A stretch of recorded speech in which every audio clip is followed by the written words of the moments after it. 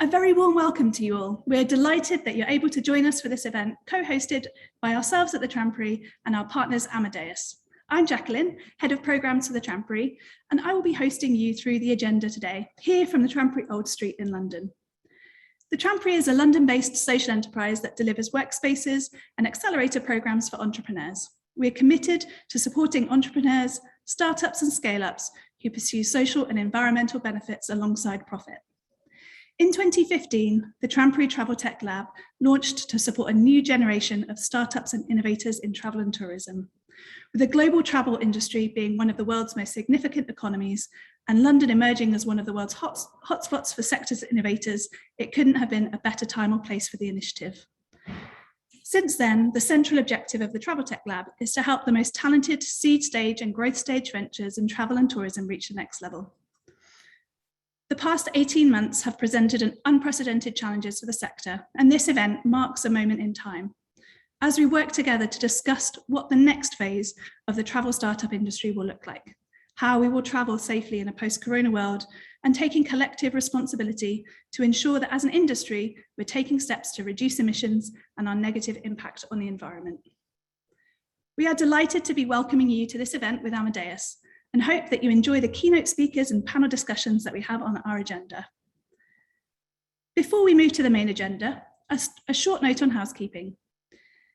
You're invited to ask any questions throughout the event using the question function on Zoom. We'll endeavour to answer as we move through the agenda.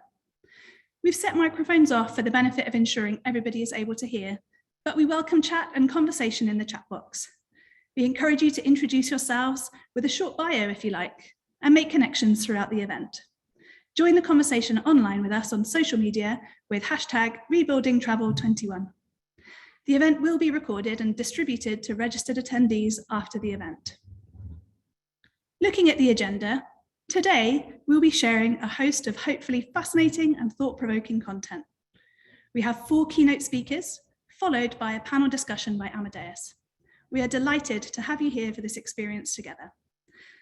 I'll now pass over to Charles Armstrong, the founder and CEO of the Trampery, to welcome you here all today. Thank you, Charles. Thank you very much, Jacqueline. And as Jacqueline said, I'm Charles Armstrong, founder and chief executive of the Trampery.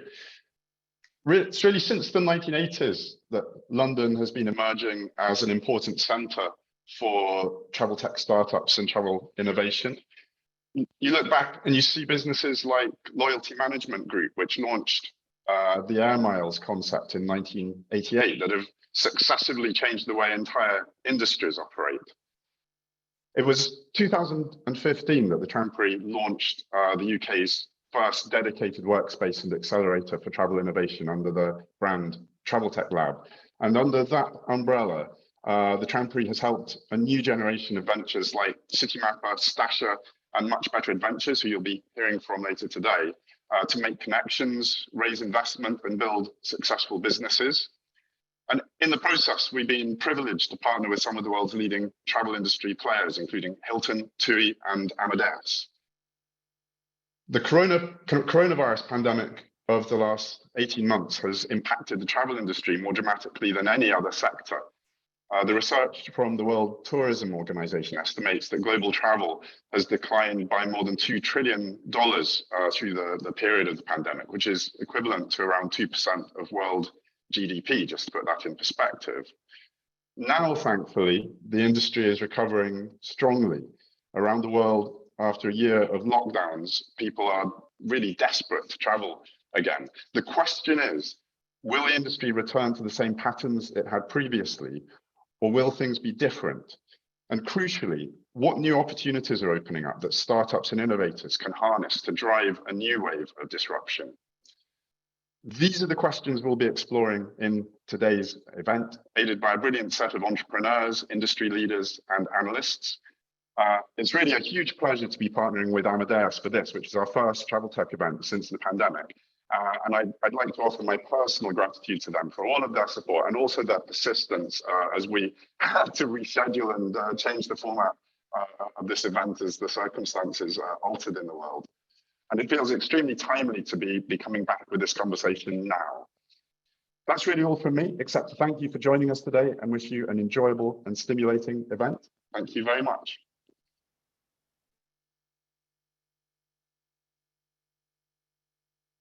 Thank you very much, Charles, for your introduction.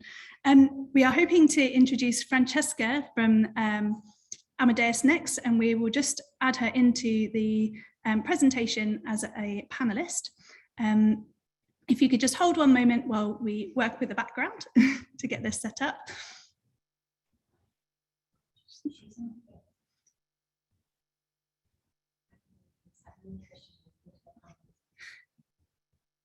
Apologies for the delay. Christian, would you be able to step forward, as Francesca is not appearing as a panelist currently? Yes, I can. Thank you very much for that. I appreciate it. So we're switching around our two panel presentations from Amadeus. We're delighted to welcome our keynote speaker from Amadeus, Christian Warneck. He's a Vice President, Safe Travel Ecosystem, and Christian will be sharing a guide to some of the innovative ways technology can support safe travel in a post-pandemic landscape. Thank you, Christian. Yes, let me just share my screen. There you go.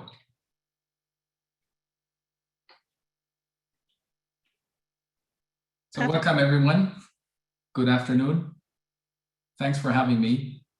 Today, I'd like to talk about the new travel, more precisely, the new traveler journey, and how the pandemic has put friction on the traveler journey, and how we're going to have digital solutions supporting to remove this friction again. The travel is certainly not what it has been before the pandemic. Lots of processes which used to be automated before are broken. And if you want to see one example, these are processes at the airport, which are not the one as we used to have them before. Passengers doing online check-in and then go directly to the gate. 50% of the passengers have done that before the pandemic. That's about 2 billion travelers a year if we take 2019 as the reference. And now all passengers had to go to the airport, queue up at the check-in desk to get their health clearance. So this is not sustainable. And we have increased the time at the airport from an average of 1.5 hours to already 3 hours, with just 30% of the travel volume we used to have. So if it comes back, it will certainly need to have a fix. But also passengers or travelers need to be informed about the country regulations, and in case they need a test, where to get it. So this is a chance and change also for travel agencies. Travel agencies can now be the best consultant to their travelers in terms of supporting them understanding the travel regulations and travel restrictions, but also guiding them how to get a test, especially when being abroad, and even booking test centers and appointments for their passengers. I'd like to give you now an overview of the traveler journey and the different solutions which we have put in place together with partners, because this is an ecosystem. No one can solve removing the friction alone, so we all need to collaborate to get that done. At the start of a traveler journey, the traveler needs to get informed about the country regulations and the entry requirements. We have included these information in a structured format from our partner Riskline in all of the various products and touch points of the journey. This includes travel agencies, this includes airline call centers, corporate booking tools, but also we have an open API for online travel agencies and also airline websites, and any kind of startup or developer who would like to access the country regulations in a structured format. You just need to sign up to Amadeus for developers, and then you can start using them in a trial free of charge, and then get charged by a transaction. This is how it looks like integrated in the travel agency point of sales products. It's a map-based version where you can drill down and see the risk and the regulations, not only per country, but also per region in the country they might differ, and down to the level of an airport. We also have a version where you have a booking done from a origin to a destination with maybe connecting flights. And then you get all the information by the click of a button, which only match your journey, and you don't get all the rest, which you're not interested in.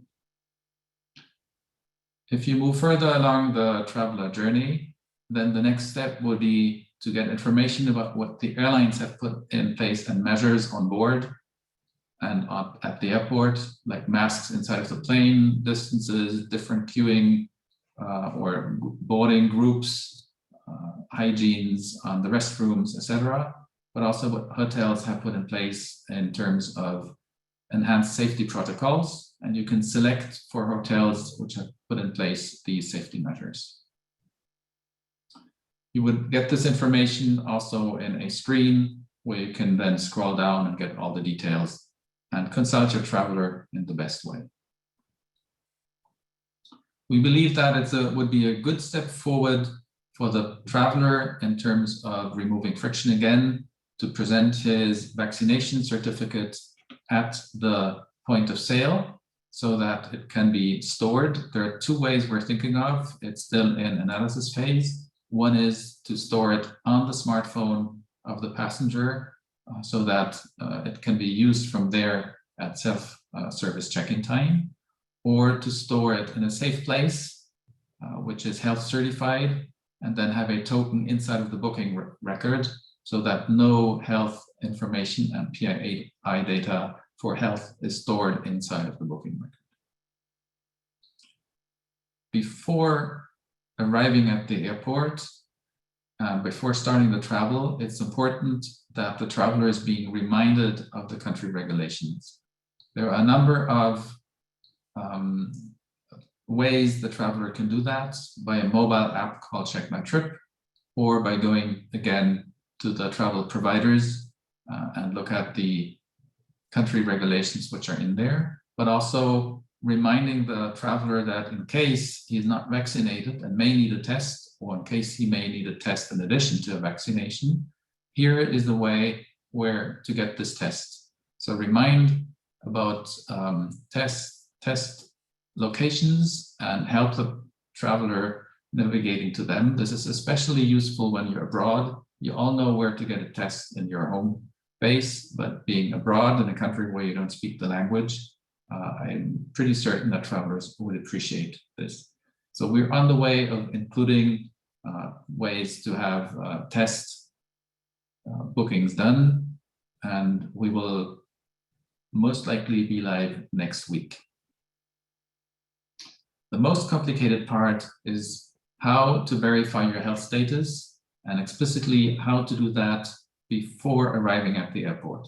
Because what we want to do, and what we have done, is to remove manual processes at the airport and automate them before the traveler arrives at the airport. So we've implemented a UI component which airlines can plug into their own self-service check-in, whether mobile or web, which we call Travel ID for Safe Travel. And this is an end-to-end validation of your health status. So as a traveler at self-service check-in time, you either scan a piece of paper, which may or may not contain a QR code, or you upload a document, again, with a QR code or without a QR code. You can connect to various health aggregators like Yata Travel Pass, or connect to laboratories and test centers directly, which we have integrated. For example, German lab Centogene, which is important if you're flying from Frankfurt Airport. Once you have presented your health document, it needs to be converted and checked in case it's just paper. So we search for the name, the type, the test type, the test result, and the date the test has been taken, and match that against country regulations. The country regulations come again from our provider risk line, are defaulted, and an airline can overwrite them. And then, of course, we do an authenticity check in case it's a digital certificate. So check the signature that it's not faked. The last step is the integration into the airline systems so that automated processes can be unblocked, like the boarding gate, automatic boarding can be unblocked, or bag drop can be unblocked if airlines want to configure that. Now that the traveler has done its health clearance, he or she can arrive at the airport relaxed. And here we have implemented a number of hardware self-service with our partner and subsidiary ICM. We have these on the left-hand side, you see the self-service bag drops. You just need to present your boarding pass on the scanner, and then you get the bag tag printed. There are payment mechanisms in case you have overweight.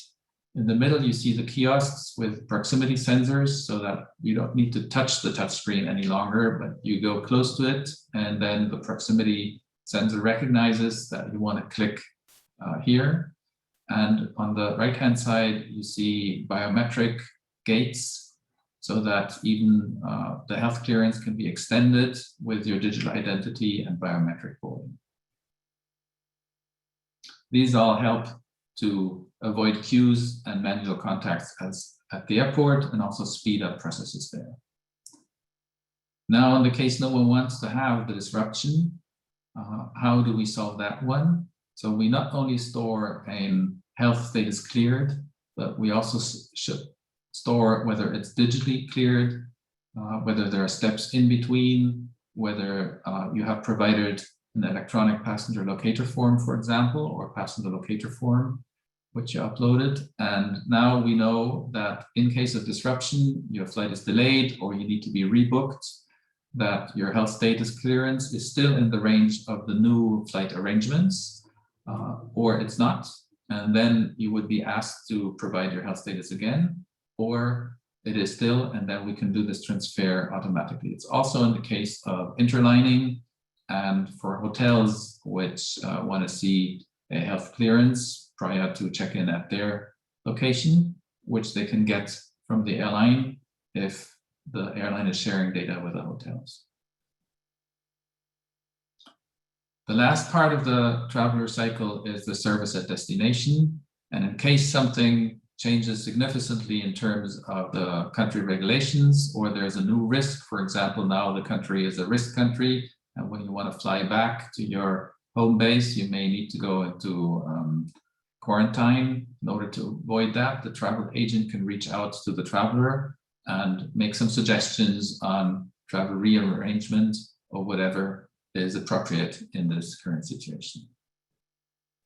So you see that along the traveler journey, a lot of things have changed compared to what we used to have, but it's also an ecosystem of partners and authorities which were not necessarily for traveling before.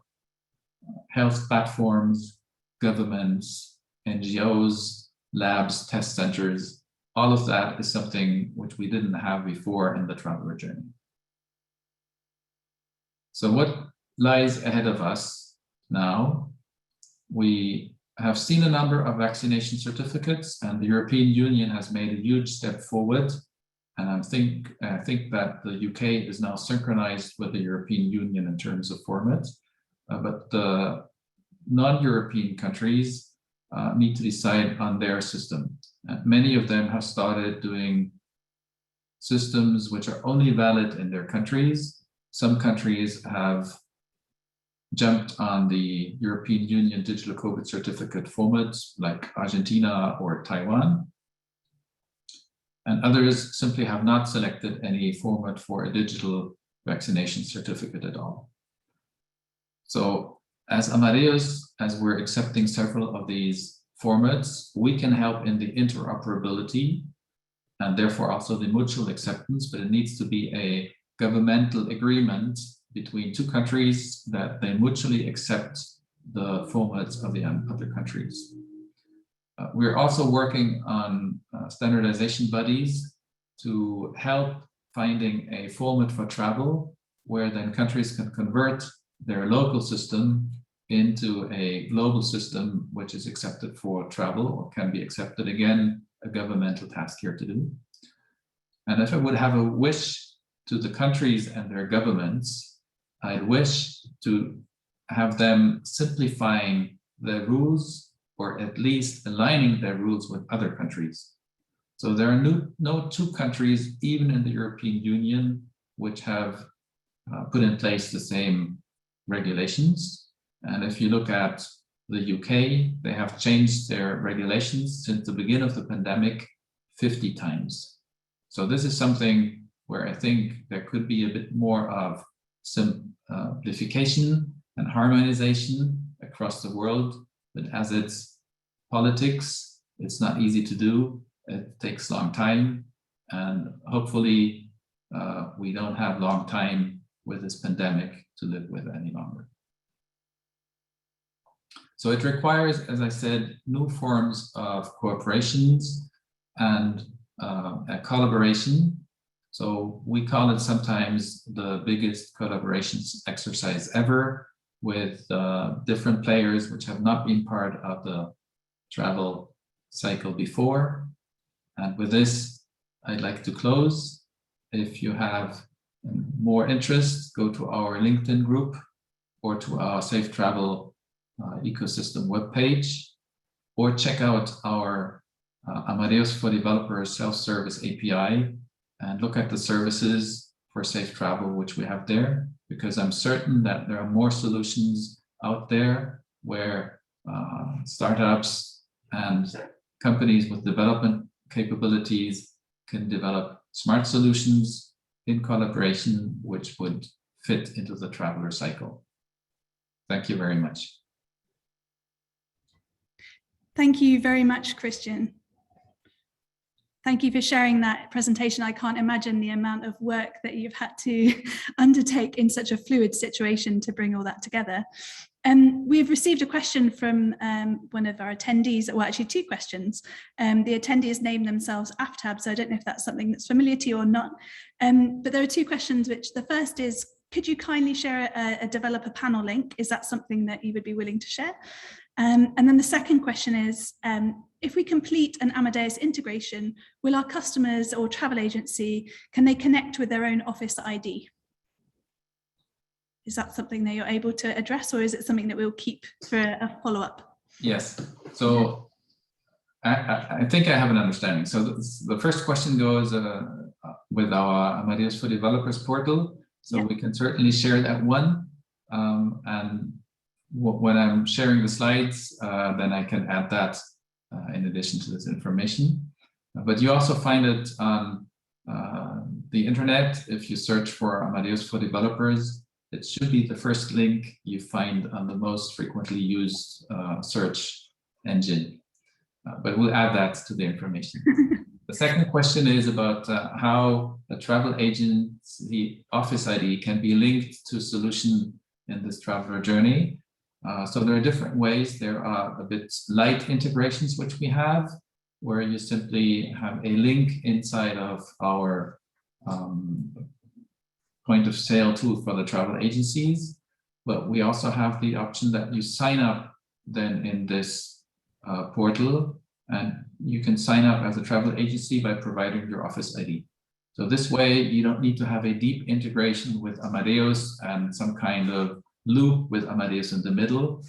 We can simply say there is this unique reference of an office ID, and if you want to be included with a solution which comes like a portal in an iframe, then we can have the travel agency specifying once the office ID or doing even an account to sign up. That's one option, but there could also be a deeper integration with Amadeus if it makes sense and is required.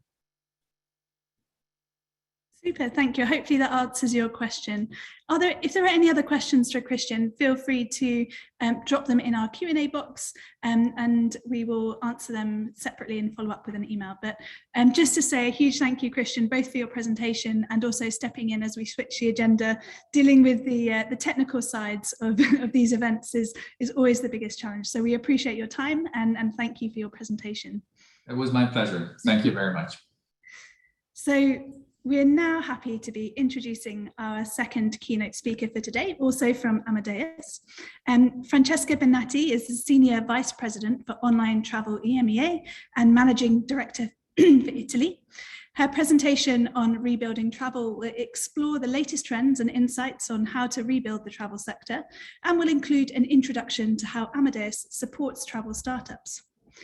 Thank you very much, Francesca. Let's check that we can hear you.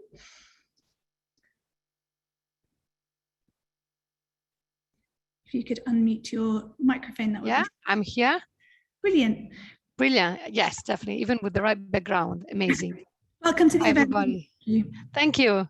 Pleasure to be here with all of you, even though virtually. I was hoping to be in person, but for next time. Next time it will happen. Yeah, definitely. Definitely. So I will share my screen, right, to make sure that you can see my presentation. Just a second. Yeah. Please go ahead. Yeah, here it is. Here it goes.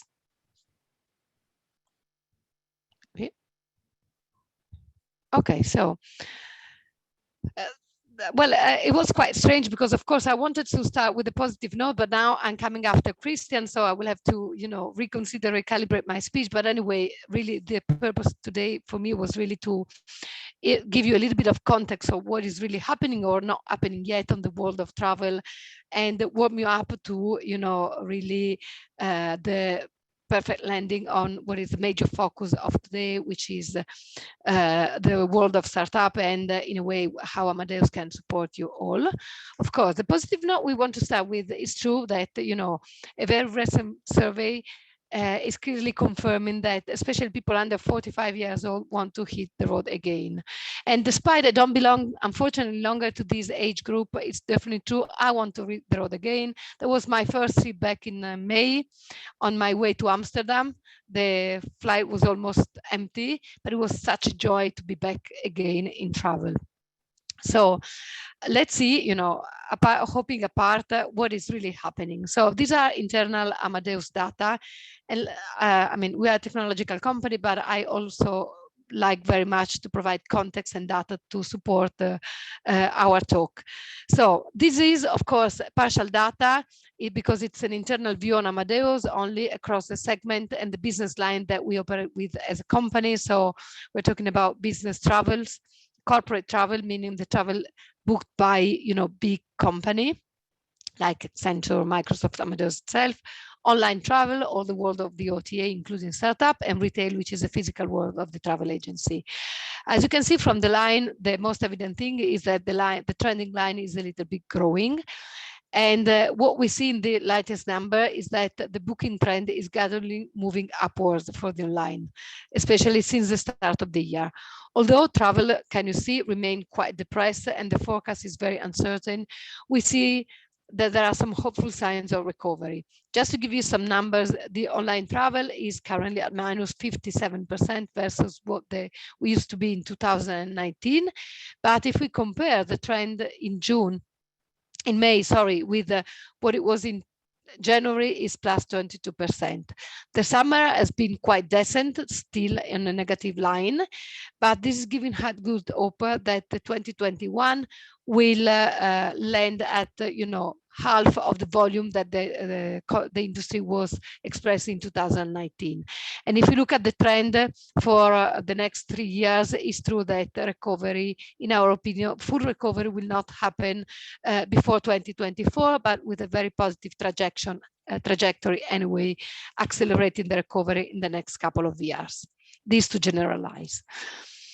Of course, this is a quote from our president, Luis Marotta, and I like it particularly because we are confident in the resilience of the travel sector and in the underlying strength of our company. But the coming months will remain challenging for the whole sector. Many things are likely to change, and I hope I will show you some concrete example in a few minutes on the fact that change is not necessarily a bad thing. For us, it means to rethink completely the way we think about travel, but fundamentally the positive that humans are meant to interact, and we believe this inherent drive will also help accelerate a return to a new normal. Is the normal the same as we had in 2019? Of course not, but there will be a new normal that everybody in the travel sector has now clear in mind and is preparing for. Of course, we cannot predict the future, but one thing is sure, we are all hoping that the travel will resume much sooner than the later. Of course, we talk about uncertainty. Yes, it is, but in all this mess and all these back and forth, there are also some interesting cases. The purpose is really to show that there is a lot of talk, but there is a lot of things happening. Just a few to mention in this slide: alternative airlines on track to hit 100 million euro revenue by 2023. There was kind of no more than a startup 2 years ago. They found a very interesting business approach, and now they are really skyrocketing. Another one is Hopper, complete second investment round of 2021 to hit 3.5 million euro valuation. Hopper was born like an app in the United States, but now they have really invested in fintech as part of their value proposition, and they're really skyrocketing. And a Dreams, that is just to mention, someone bold and solid that could struggle more, has completely reinvented and invented a new way of tying their customer, and they're really, really outperforming the industry as we speak. So as you can see, if you use creativity, innovation, you don't necessarily need to be just a big one. Even a startup with the right idea, with the right value proposition, can really emerge also in this time of uncertainty. But now, and you have seen also from Christian, it's true that despite the moment of volatility and of uncertainty of trend, we have published recent research, we have interviewed a lot of players in the industry, leaders, and of course everybody calls for the need of a successful recovery. There are three major themes that comes across by observation and findings, and that we believe are really the drivers of change. You discussed with Christian presented to you the first one, which is, the worldwide coordination for industry renewal. That is not only collaborating together and finding standards together to really accelerate, the recovery, but it's really how to best deliver the information to travelers, how to balance the need for information and data with the privacy in the next normals, how to overcome the obstacle for people to travel in freely, but also how can we not only rebuild travel, but build it better, contributing to such economic recovery of communities and industry through technology, upskilling, and working collaboratively. Technology as a second theme is a technology as a key enabler to drive growth. And it really, in what way can technology drive the industry evolution at a time of financial constraint?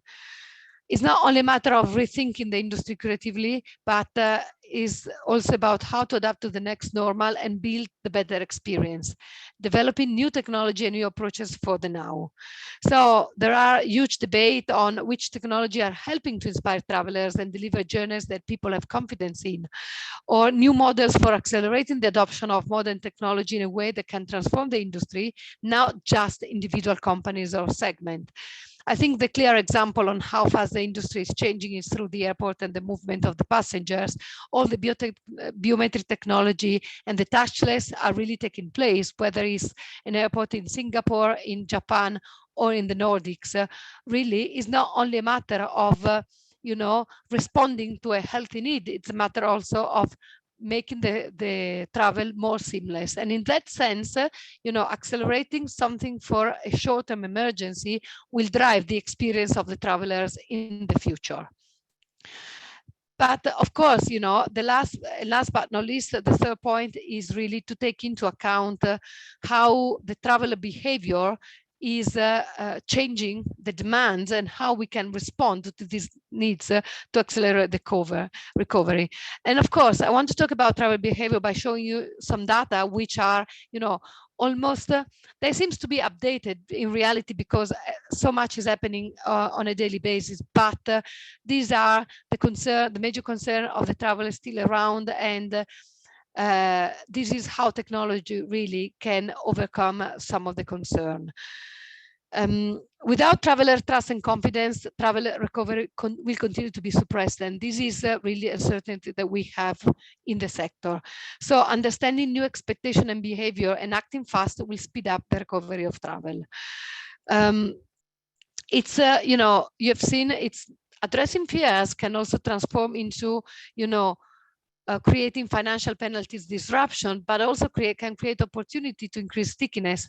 You have seen the first sign of, you know, addressing customer need was all of a sudden all the market became extremely flexible in cancellation and refund policy, which you think of just for, you know, 1 year ago, it was impossible to find such a flexibility. Now, flexibility is a given. It is part of the customer experience, and player need to know that this is not a plus any longer, so they need to think about a different experience.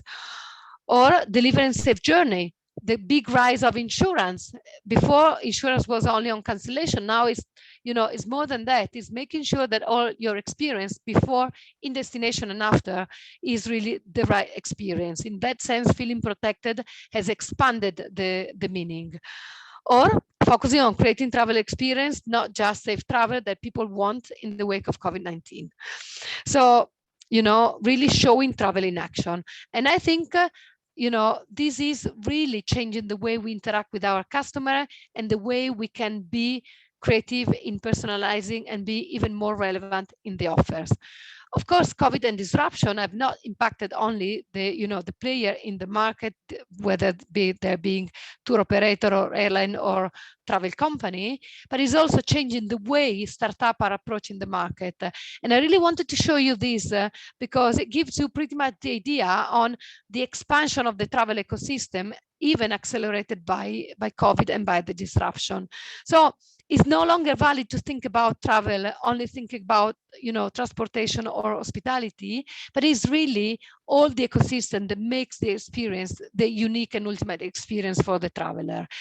And we have seen happening all this year. I mean, you can read by yourself of different names of startups. These are startups that we have dealt with, part of them just in the last year, but really we saw many different drivers, from the change of business model, from, you know, niche travel agency market, you know, startup focusing on health and safety, staycation, festival and event. There was a great startup that we, you know, we partnered with that was help predicting, you know, revenue management for airline, just combining together all the events and the festival in the world to give another way of looking at predictive yield for the airlines now that they cannot leverage any longer on past data.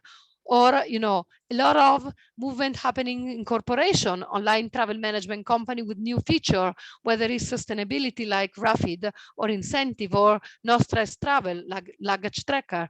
So really expanding not only the way to serve customer, but the business sector and the way to serve. Or independent travel consultant, digital entrepreneur, or niche content, private jet, multimodal, luggage parking, destination services. Or another, again, fintech, you know, installment, startup about cash rebate, loyalty, gift vouchers, reward, you know, cashback, or cash flow management for travel agency. And again, technology, artificial intelligence, have machine learning, from video to image analytics to data analytics, you know, most relevant, providing most relevant option by destination, duration, budget. Much more around tour operator and operation improvement, virtual reality, augmented reality, and the revival of blockchain. So as you can see, you know, and from other sources, we know very well that in 2020 and 21, all the major equity funds didn't decrease the budget that they have established for the travel. They simply modified the way they look at the company and the startup to invest in. Just to conclude, how can Amadeus really help startup? It's true, we are a global team, but the fact that we are global is not preempting or stopping us from looking for opportunities and accompany the startup in every stage of their phases. We are a global team, but we call ourselves a really startup enthusiasm. We are organized in region to really be close to you and accessible. That is the DNA of Amadeus. Amadeus grew and had its success because of the proximity and the real understanding of the customer. And this is a philosophy that we are injecting again into the way we operate with startup. We are not a phone number or a .com page with no face behind, but we are really a global team that allowed two things: proximity, but also a richer portfolio of solution. Dedicated team of experts that can really cross-fertilize across the different segments that we are managing, and providing added value services and partner. And honestly, because of our position in the travel ecosystem, we are also uniquely positioned to help you develop your startup service, the go-to-market, and fast-track your business growth. We have several, departments from Amadeus Venture that is really funding and reach. So you're looking for startups that have reached a certain scale. We have Amadeus Next Wave Innovation Partnership. We have Amadeus for Developers. It's an open API where really developers can enjoy and experiment. And today we will be more focused on Amadeus Launchpad, which is our Amadeus Launchpad, which is really the team and the process to support the startup on their journey. The benefits are for each stage of the startup development, cutting edge technology, industry expertise, and real access to the global travel ecosystem, from the idea to the scale. So with this, I hope I have interested you a little bit more. Of course, we want to stay in touch. We have in the panel that will speak later, Evantia Jumba. She's based in Paris, and she's leading all the startup launchpad for EMEA. So Evantia and her team will be more than happy and willing to deal with all of you. And we are at all your disposal. There is, a barcode to get in touch. And I really hope that we will continue with some of you this journey together. So, we are here to help, to support, and to rebuild travel together. Thank you very much for listening. Thank you ever so much, Francesca. That's a fascinating run through on all of the work that you are currently focused on. And I encourage everybody who's in this audience to look at the Amadeus startup support and connect with the work that you're doing. And if anyone has any questions for Francesca, feel free to pop them into the Q&A box. At the moment, there's only one question, which is a more general one. It's asking whether we'll send the link to the event. So we will be sharing the content afterwards for everyone who signed up to the Eventbrite. So you'll be receiving that. But in the meantime, I'll just say thank you to Francesca. And we appreciate your time and for sharing your expertise with us today. Pleasure. Thanks to you, and good continuation. Have a good continuation, but I will be there anyway to listen.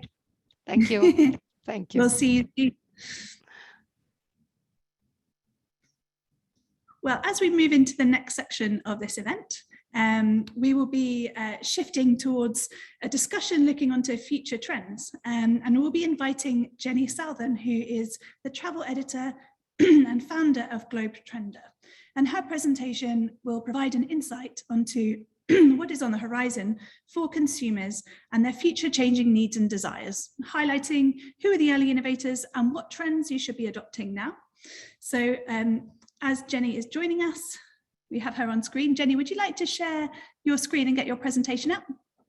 And, yes, and just as you do that, you hear me all right? We can see and hear you perfectly. Okay, Well, great. Thank you. Just as you do that, I just noticed that we had some people introducing themselves in the chat box. It's really great to see where people are joining from around the world. If you haven't yet noted yourself in the chat box, say hello and say what you do and make those connections while we have the opportunity. It was disappointing for us that we shifted to an online event rather than a face-to-face one, but it's also amazing to see that we have people joining us from all parts of the world that we wouldn't otherwise have been able to do. So welcome to everybody. Jenny, your screen is ready and good to go. So let me introduce you now and thank you for your presentation. Thank you very much for having me. So yes, hello and good afternoon. My name is Jenny Southern and I'm the editor, founder and CEO of Globetrender. So thank you for joining me for this session on the future traveller. First up, I thought it would be helpful to give you an overview of what we will be looking at in this session. So To begin with, I'll give you an introduction to Globe Trender and what we do. Then we'll move on to what is on the horizon for travellers of tomorrow. What are the changing needs and desires of travellers? And then we'll be looking at what are the innovators to watch within the travel space. Finally, we'll be concluding with travel trends to respond to now. Okay, so what is Globe Trender? Some of you might be familiar with us, hopefully you are, but for those of you who aren't, Globe Trender is the UK's leading travel trend forecasting agency and online magazine dedicated to the future of travel. We have a global audience of travel industry professionals from around the world, as well as cool hunting consumers and insight-seeking executives from a variety of multinational corporations and consultancies. We have also been shortlisted for Online Consumer Publication of the Year at the 2021 Travel Media Awards, which we're very excited about. Here is a quick run through of our products and services. We do trend reports. This is a big part of what we do. So unlike other trend forecasting agencies, we specialise in travel. And throughout the year, we publish trend reports that are downloadable from our website. And are sponsored by brands such as American Express Global Business Travel, Ultima Collection, Cooks and Adventures, and Air Partner. So then we do consulting and strategy. So for professionals working in the travel industry and beyond, they come to us for our insights into what's coming next. We make it our business to identify innovation as it happens, to chart trends through their lifespan, and to monitor shifts in consumer needs and behaviour. Our data and intelligence allows us to help companies develop future-proof, trend-based strategy for the years ahead. Okay, and then we have our newsletters. We've got 2 newsletters that you can sign up to. We've got our free innovation briefings. So this is a curation of news from our website about the cutting edge of travel. And then we've also got our new premium newsletter called Vault, which explores one emerging travel trend in depth every week. And we offer subscriptions for both individuals and teams. So do check them out if you're not already subscribed. All right, so what is on the horizon for travellers of tomorrow? This is a big question. Okay. So unfortunately, it looks like COVID will continue to be a problem in 2022 and will continue to affect our ability to travel freely. At Globe Trender, when we predict trends, we always assess the social, technological, economic, environmental and political forces at work that are gaining significance in the world. So what have we got coming up we need to prepare for? First off, I've called this recalibrated freedom. So we still have a long way to go in terms of countries fully reopening borders, but there is hope on the horizon for increased freedoms from the UK to the US and Australia, for example, by the end of this year. So, this is what I mean by recalibrated freedom. I also wanted to draw people's attention to vaccine passport expiry dates. For those of you who don't know, Croatia and Austria both recently announced that they would not be accepting vaccine passports from UK travellers who received their second jab more than 270 days before arrival. For those whose status has expired, they will need a booster shot. So it feels a little bit, well, it's demoralising when we've only just got hold of these vaccine passports, and the thought of them already expiring is pretty frustrating. But that's what we've got to contend with probably. Price hikes. Over the coming months, airlines, hotels and other travel companies will probably need to increase prices as demand returns and countries open up.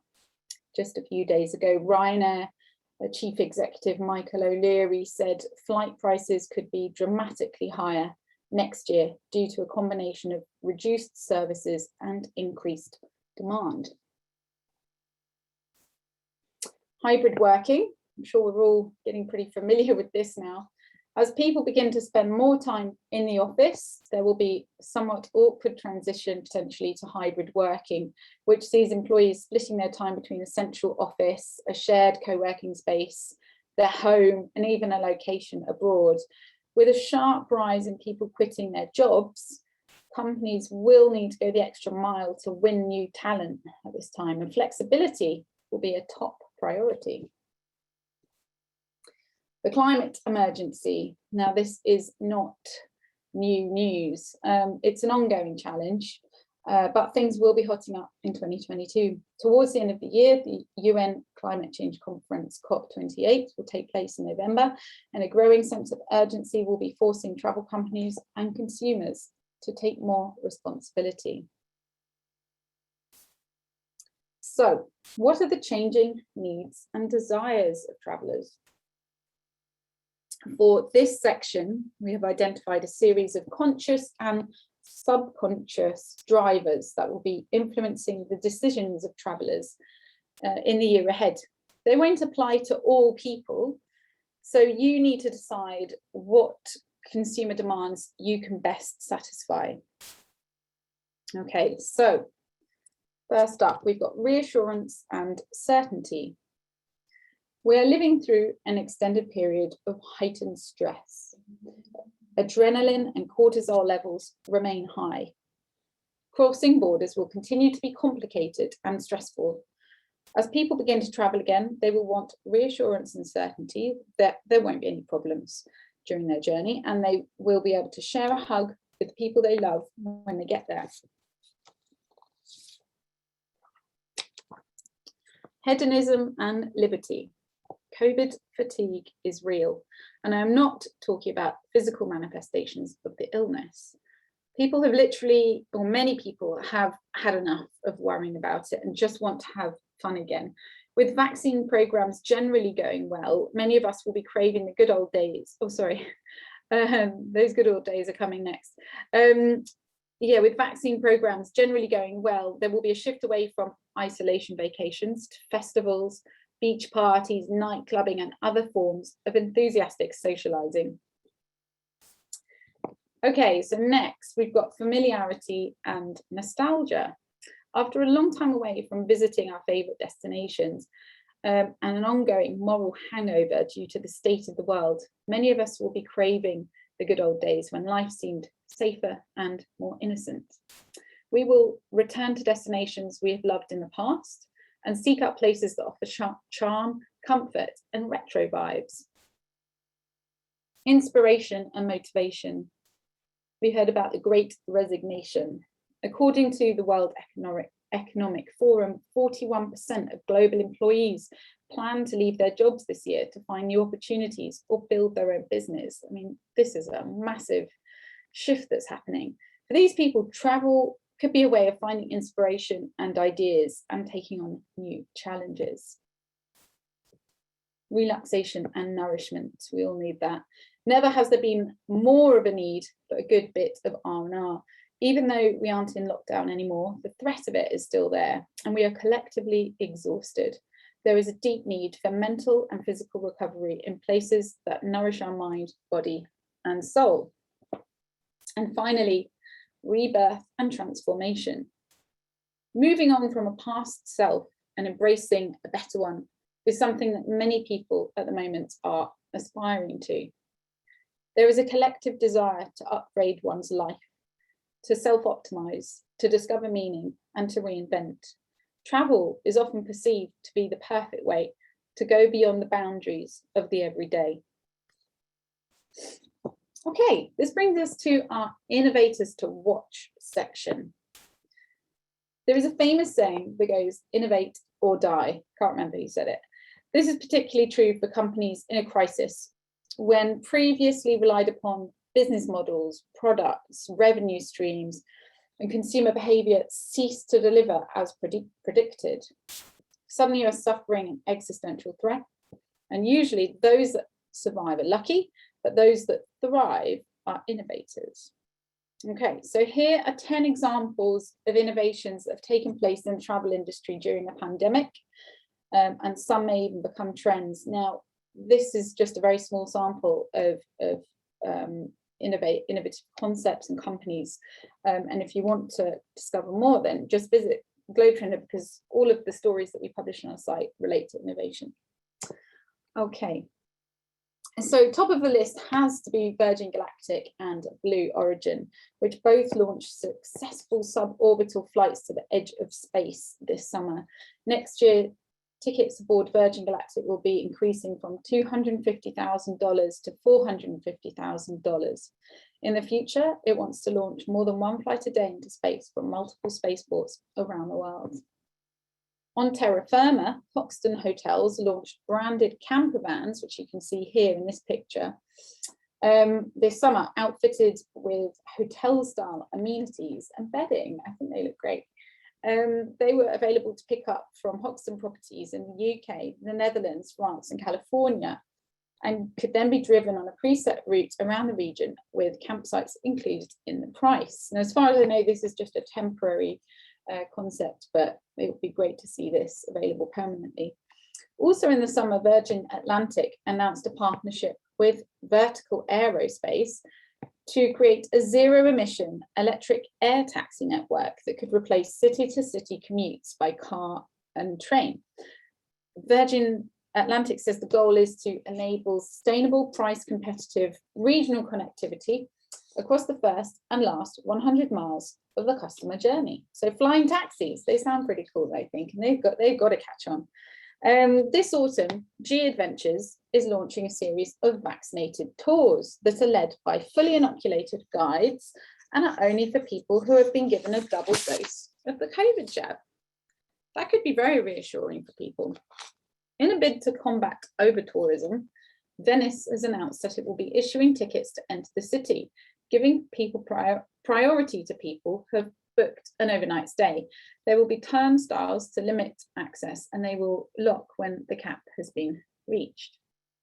In April, Avani Hotels began targeting young people with the launch of a TikTok social media channel that shares travel content made by influential TikTokers. Users of the platform can watch behind-the-scenes hotel tours and get styling tips on the perfect selfie.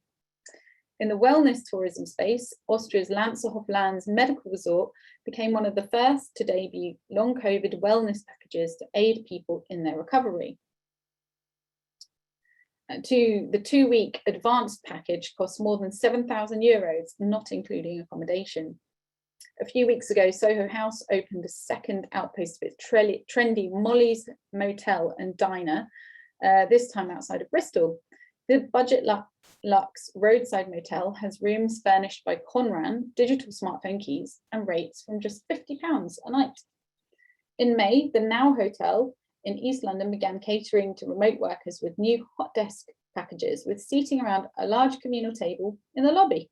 The fully charged hot desk option provides a desk for 8 hours, plus a hot drink and a sandwich for $15.99. Seems pretty good value. Finally, Beyond Green is a new sustainable hotel collection from Preferred Hotels. You might have heard of it. So Beyond Green is aiming to turn travel into a force for good. It has 24 founding members from more than 15 countries, and properties must show progress in meeting more than 50 sustainability indicators that align with United Nations Sustainable Development Goals. Okay, moving on to the last section of this session. Travel trends to respond to now. Okay, this is our forte, so I hope you find it interesting. A few months ago, as I said, we began producing our Premium Vault newsletters that explore a different emerging travel trend in depth every week. All of these editions are stored in our archive and are available to annual subscribers to access, but I thought I would give you all an exclusive taster of 5 of these trends today. And obviously, if you're interested in learning more about them, then I would encourage you to become a member of Vault. Okay, there's the link, easy to remember. All right, the first trend, psychedelic retreats. We are at a tipping point in the demand for psychedelic plant medicine, which scientists are now discovering holds great potential for treating everything from depression to alcohol addiction. For the travel industry, it indicates an opportunity to build hospitality offerings around the taking of these drugs in safe conditions in the destinations where they are becoming legal. In April 2021, the Diaspora Psychedelic Society opened a seaside sacred medicine facility on the southern coast of Jamaica, where people can book in for guided magic mushroom journeys with qualified facilitators in a COVID-compliant setting. Stays are from 3 to 10 days, and packages include one-on-one coaching, as well as meals and accommodation. Prices range from $2,500 for one psilocybin session during a 3-night stay to $5,000 for 3 psilocybin sessions over 7 nights. Meanwhile, Behold Retreats was founded in 2020 by Jonathan DePotter, who is a former consultant for Accenture. What a pivot. Okay, so Behold hosts high-end retreats costing in the region of £50,000 or more for burnt-out executives. And these take place in countries like Costa Rica, Mexico, Peru, and the Netherlands. And here participants undergo therapy sessions and the guided consumption of hallucinogenic drugs.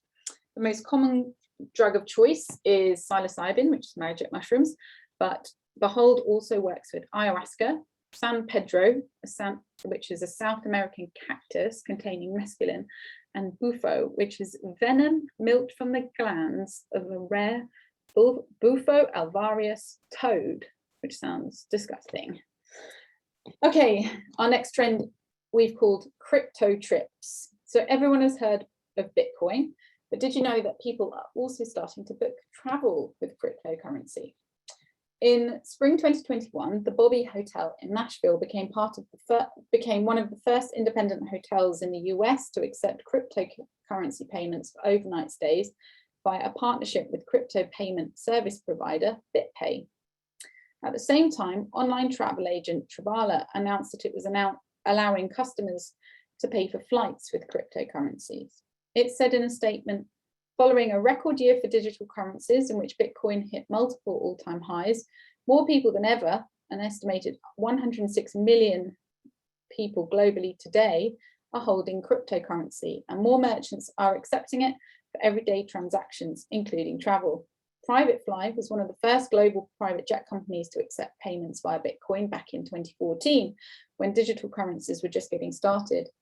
Since then, the popularity of buying flights with cryptocurrencies has soared, rising from 1 to 2% of private flights per month to 13% in January 2021.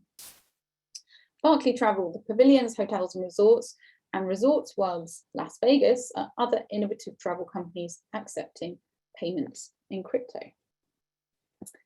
Okay, this trend is called alpha influence. What comes after Generation Z? It's Generation Alpha. So these are the kids of today, essentially. Alpha influence is a term coined by us to refer to the soft power children indirectly hold on social media to win likes, simply for being cute. But it also reflects the dominant force and unique outlook that this digital native generation will have as they grow older. Alpha influence will become more and more significant, not only because the millennial parents of Gen Alpha are posting more and more pictures of their children, and in some cases monetizing them, but because the kids themselves are literally born influencers. Some are becoming brands and brand ambassadors before they can even speak. Whatever your ethical stance is on this phenomenon, for the travel industry, there is a clear opportunity to cater to this new hyper-aware way of living. I spoke to Eric Stowen, who is a travel writer, photographer and father of 3, to get his perspective. His Instagram account, Travel Babbo, has 194,000 followers. And he told me, if travel companies want to help create photo opportunities for families, I'd start with planning fun activities and unique settings without other people around. The photos will come naturally if the family is having fun. It never hurts to think about lighting as well. The best light is around sunrise and sunset. Black Tomato is a great example of a company that's responding to alpha influence. Earlier this year, it launched a series of trips called Take Me on a Story, which encompass 5 itineraries for children and their parents based on classic novels such as Journey to the Centre of the Earth in Iceland and Treasure Island in the British Virgin Islands. Okay, this next trend is called Black Uplift. According to a 2020 survey from travel and tourism marketing agency MMGY Global, in the US alone, Black leisure travellers spent more than 129 billion on domestic and international vacations in 2019. Black people are willing to spend, and they do spend on travel, but there is further work to be done to attract and support Black consumers. According to MMGY, 71% of US and Canadian survey respondents cited safety as extremely or very influential when it comes to deciding where to go on holiday. I spoke to Jamili Abtar, who is the multicultural travel lead for Women in Travel. She said that historically Black people would go back to safe destinations in the Caribbean, for example, to visit family and friends. Now their children are more inclined to do trips to other places. She said that brands and tourist boards have always taken Black travellers for granted. She says that brands and tourist boards that have always taken Black travellers for granted don't put any real money or effort into engaging or attracting that market. She also tells me that the Black travel community continues to be geared towards group travel. We have brands here in the UK, such as Wind Collective, that sells out trips in less than 24 hours. Upcoming getaways are to Ghana and Jordan. Okay, and our last trend that we'll be looking at today is carbon labelling. There is a lot of talk about making travel sustainable, but what does that really look like, and is it possible? We predict that carbon labelling will be a rising trend among travel companies who want to be perceived as responsible, but are also working towards mitigating the environmental impact of their trips through legitimate carbon offsetting and carbon capture projects. In short, carbon labelling is a new metric for comparing the eco-credentials of flights and vacations. In years to come, carbon counting will be the new calorie counting, with individuals very much aware of their own personal carbon allowance and how they spend it. Those who exceed their carbon allowance might need to pay a carbon tax, with funds invested in offsetting or carbon capture projects. Ewan Murray, Chief Executive of non-profit the Sustainability Consortium, said earlier this year that carbon labelling will increasingly become mainstream. After Much Better Adventures debuted carbon labels in February 2021, UK tour operator Pura Aventura announced in June that it was also adding carbon labels to all its trips. Although carbon labelling will help travellers make more informed decisions about the climate impact of their travel, it will primarily exist to help companies be more transparent, accountable, and hopefully sustainable. But most importantly, consumers shouldn't have to foot the bill. Okay, so Jenny, we're I'm going to give you a 2-minute warning. That's fine. We're at the takeaway point now. So we've got, I thought, just 3 takeaways to think about for the end of this session. Don't stop innovating. Remember that people often don't know what they want, and their behaviour doesn't always match their sentiment. And use trend-based strategy to inform your business decisions. Thank you all so much, and sorry, I don't think I've left much time for questions, but thank you very much for joining me. Jenny, thank you so much for your insightful presentation. It was fascinating, and for sharing those Vault insights. It's very generous of you. My pleasure. We've shared a link to Vault on the chat, and hopefully everyone can join there. I mean, I learned the flying taxis and vaccinated tours was a whole new thing for me. Yeah. And it's also great to hear the importance of carbon labelling. That's something that is very important for the Trampery to be supporting these kind of initiatives as well. So we appreciate you highlighting those important points, and thank you for joining us today. Thanks. So next, we will have our final keynote speaker for today, James Woolman, founder and editor-in-chief of the World Experience Organization. And as James joins us, we're just going to bring up one poll, which we invite all of the attendees to participate in just as we bring his presentation up. Hopefully a little poll should appear on your screen, so feel free to join that question just as we get the road going for James. And the poll question is just an interest to find out where you're joining us from. We know that there's people joining us from all over the place, from as we've seen in the chat box, but feel free to add your answer in there. And thank you for joining it. So it looks like James is all set up. Thank you for joining us, James. Would you like to share your screen so that we can get your presentation up? How's that? Hold on. Let me just see. I mean, I tried to do that poll, it wouldn't let me. Oh, it might be because we've just made you a panelist. Okay. Unfortunately, the panelists aren't able to have that privilege, which seems a bit of a strange one, doesn't it? You know, so you said that the Trampery is supporting the carbon labelling, which I think is a great thing. Are you guys supporting psychedelics as well? Well, actually, we had a side discussion in that because our CEO, Charles, is currently investigating a potential retreat business in Mallorca. Interesting. Okay. And we're wondering whether he might have a an underlying intention there, but not currently. For the team, a team retreat, right? Yeah, exactly. Look, I know quite a lot of people in this space. Jenny, that was a great presentation if you're still here. And I 100% agree. So shall I begin, Jacqueline, or am I waiting to see where everyone is? That looks great. So our final keynote is James. James will be discussing the travel and experience economy, a unique opportunity to understand how to enrich customers' travel experience and why the travel economy is so important to the future of travel. So welcome, James, and we look forward to hearing from you.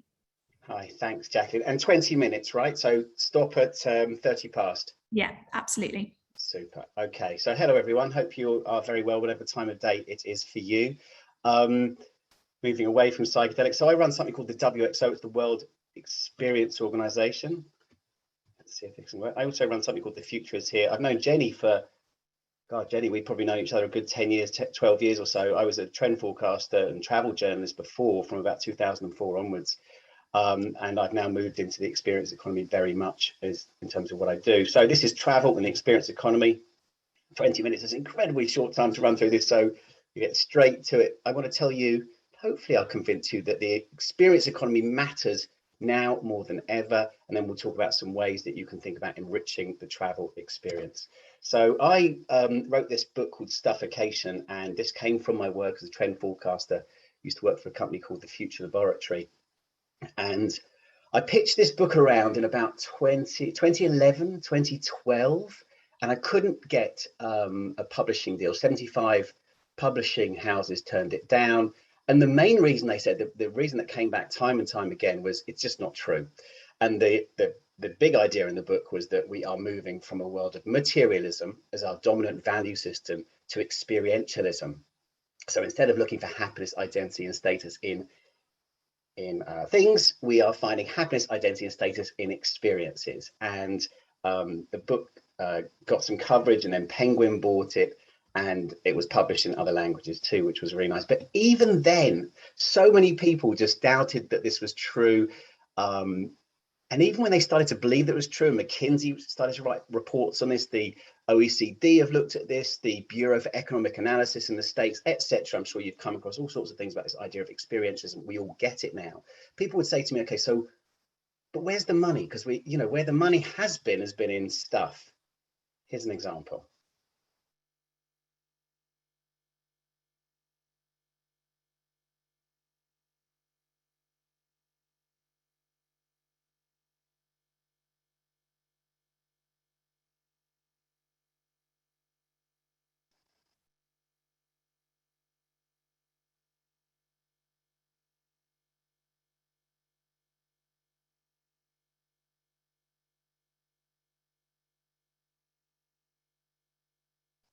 That's opening tomorrow. They've sold 100,000 tickets already. It's Meow Wolf in Denver.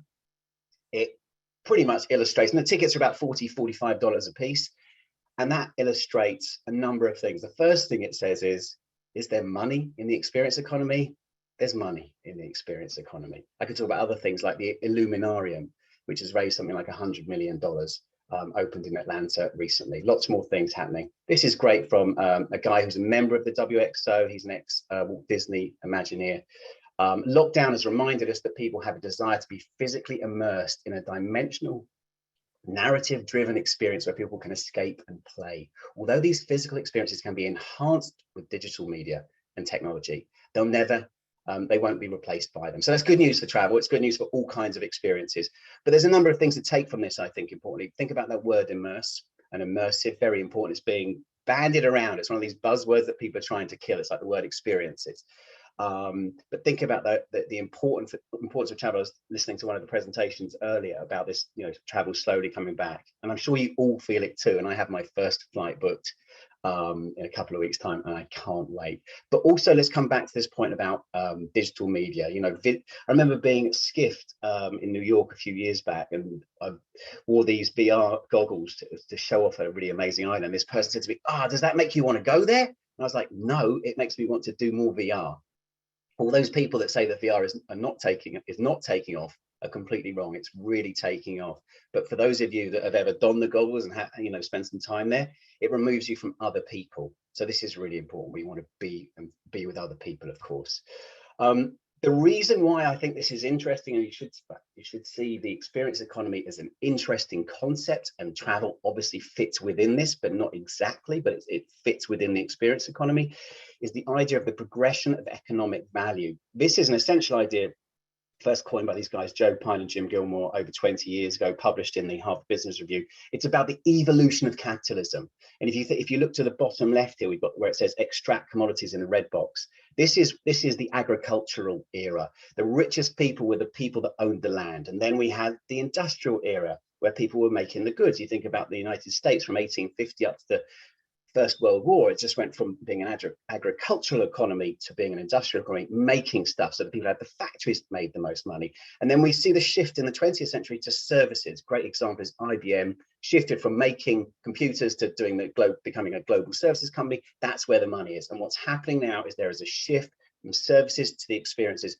Many people make a huge mistake in thinking that services is the same as experiences. Just as wheat, let's come back to commodities, the red box, is very different to pizza or bread, the goods that's been made. So a service is very different to an experience. The other thing is, and this is the diffusion innovations, this is what I use to forecast the future.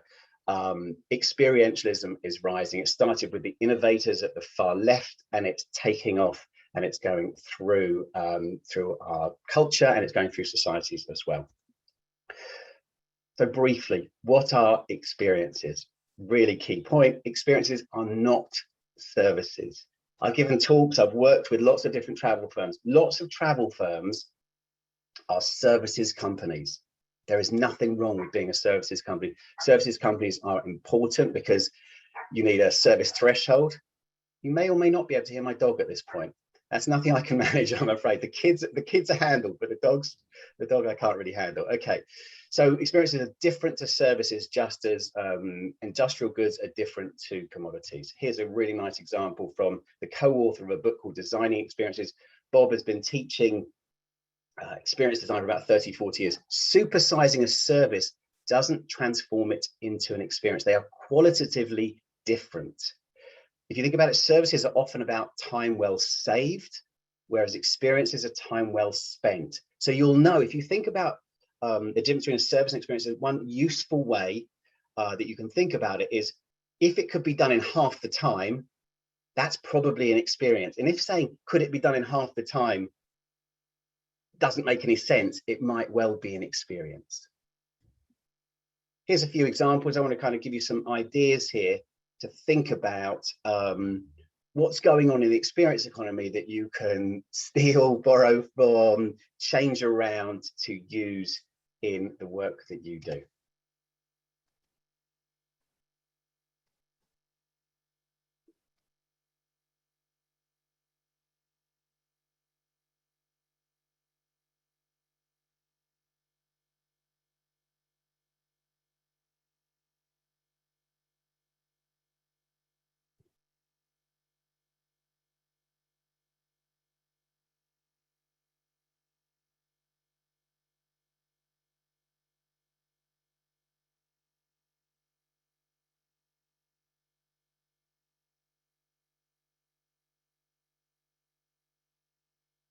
This is a mixed reality thing that was run a week or two back for this American football team. And this is what appeared. So they mixed up what was actually happening and showed it on the screens with other people.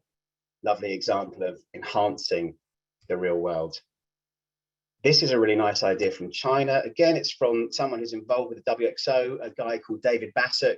He's launching a sort of secret cinema and punch drunk kind of immersive thing on Broadway in a couple of months. And this big box place is in Hanshao in China, and he is also involved with making this happen too. And just as we have theaters we will have that can take traveling shows. So in the future, we will have more of these kind of big box spaces for immersive theatre shows. And there is David.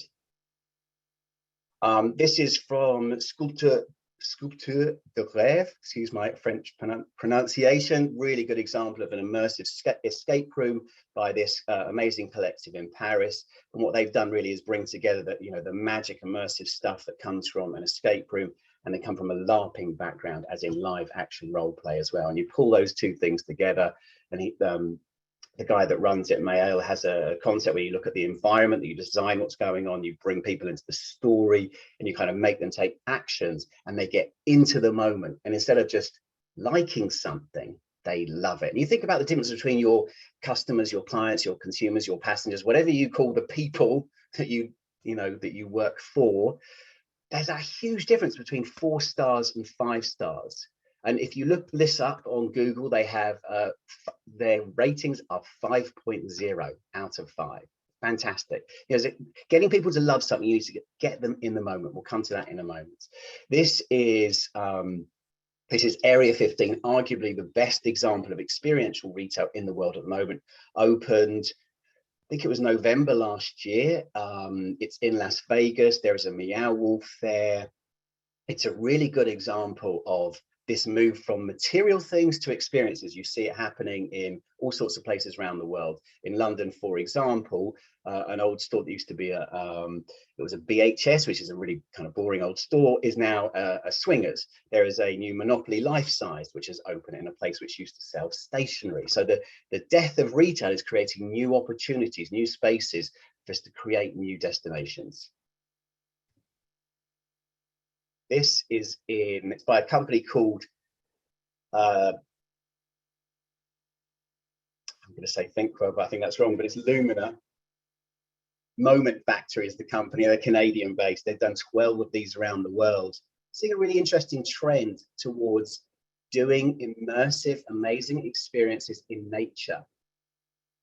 I've done a lot of work on the research on how we should spend money and how we should spend time, and being in nature, of course, is amazing for us. But you can enhance nature with technology. And I think this is a really super example of that. Swingers, I mentioned before, these guys raised $35 million, started off with a pop-up in London, because I don't want you to think this is just about technology.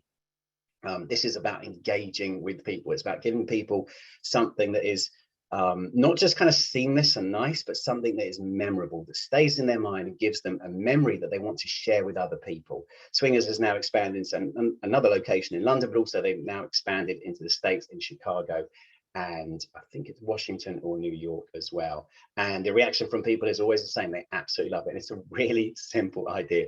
Indoor crazy golf, mini golf, whatever you call it, with cocktails and street food and stuff. It's gamifying the process of socializing. Think about the success of escape rooms. Think about the success of this. Think about how much people love sport in a kind of crazy way. They don't love other things. How can you get people into the moment, into such an amazing moment, they can't help but tell other people about it? And I think this is where it gets really interesting. So this first book that I wrote, Stuffication, looked at how it wasn't stuff, it was experiences that made us happy. And that was because one of the reasons why I wrote it was because the science became clear for the first time. In the social sciences, there's a replication problem, but this was replicated about 10 times. So the question the science moved on, not what should we spend on, but now we know it's experiences. What kind of experiences are going to make us happier, more successful, etc. So this is a really exciting emerging field. I'm involved with something called Expresso, the Experience Research Society. People with PhDs, researchers from Helsinki to Auckland to the west coast of the States, and I've sort of slipped under the radar without a PhD. Just going to give you a couple of ideas here.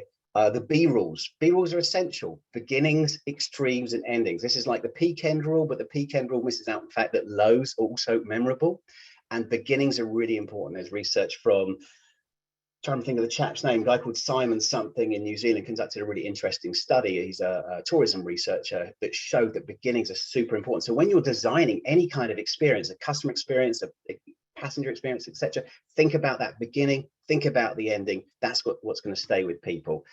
There's lots of ideas in science. I'm going to mention stories. That's the 7-rule checklist that's in my book, Time and How to Spend It. That's for people of how they spend their time. You can flip it as a company, and you can design time using this science-backed structure as well. I've worked with companies like the National Portrait Gallery, Black Tomato, Air Charter Service, ACS, and Brown and Hudson, for example, in the travel sector. But lots of other companies are using this to design better experiences. Ideas about how you make flow. MED is the memorable experience design framework. Here's another few things. When you think about how you design the experiences for your clients, customers, etc., do you think about the trilogy of participation?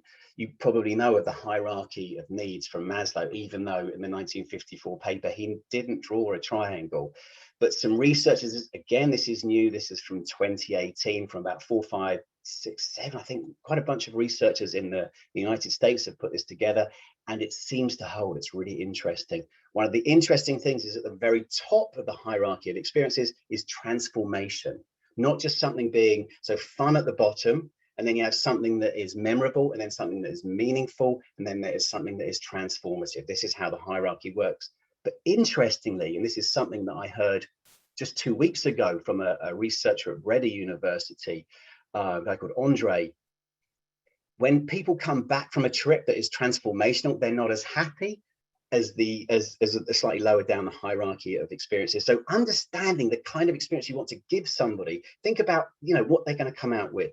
Story structure is very important, using the hero's journey. Fantastic paper published just last week by Licia Calvi and Monique Hua about using the story structure, and they use this in a tourist context with a Vincent van Gogh thing, Becoming Vincent, and they use a different kind of story structure for another thing. It's really interesting how you may have looked at the structure of story. You can use the hero's journey really usefully. I've used it a lot. This is a really simple version of the hero's journey. Things start at the left. In normal good fortune, if you follow that down, things go wrong. Cinderella is the perfect example of this story. She's all happy, mum, dad. Mum dies, dad remarries, he dies, she's left with that awful stepmother. You probably know the story, a lot of fuss with the slipper, but she ends up with the guy. But that wouldn't have been a story without the challenge that Cinderella had to go for. Imagine if it was Cinderella meets a guy, gets married. Not so interesting. So you can use this to design better stories, because stories stay with people. And if you look at the work of Jonah Berger's work for Contagious, and the ideas that stick, the ideas that spread, the ideas that people share with other people. And if you think about it, when you're designing a travel experience, you want it to be so memorable that people can't help but tell their friends about it. You need to design something in the shape of a story.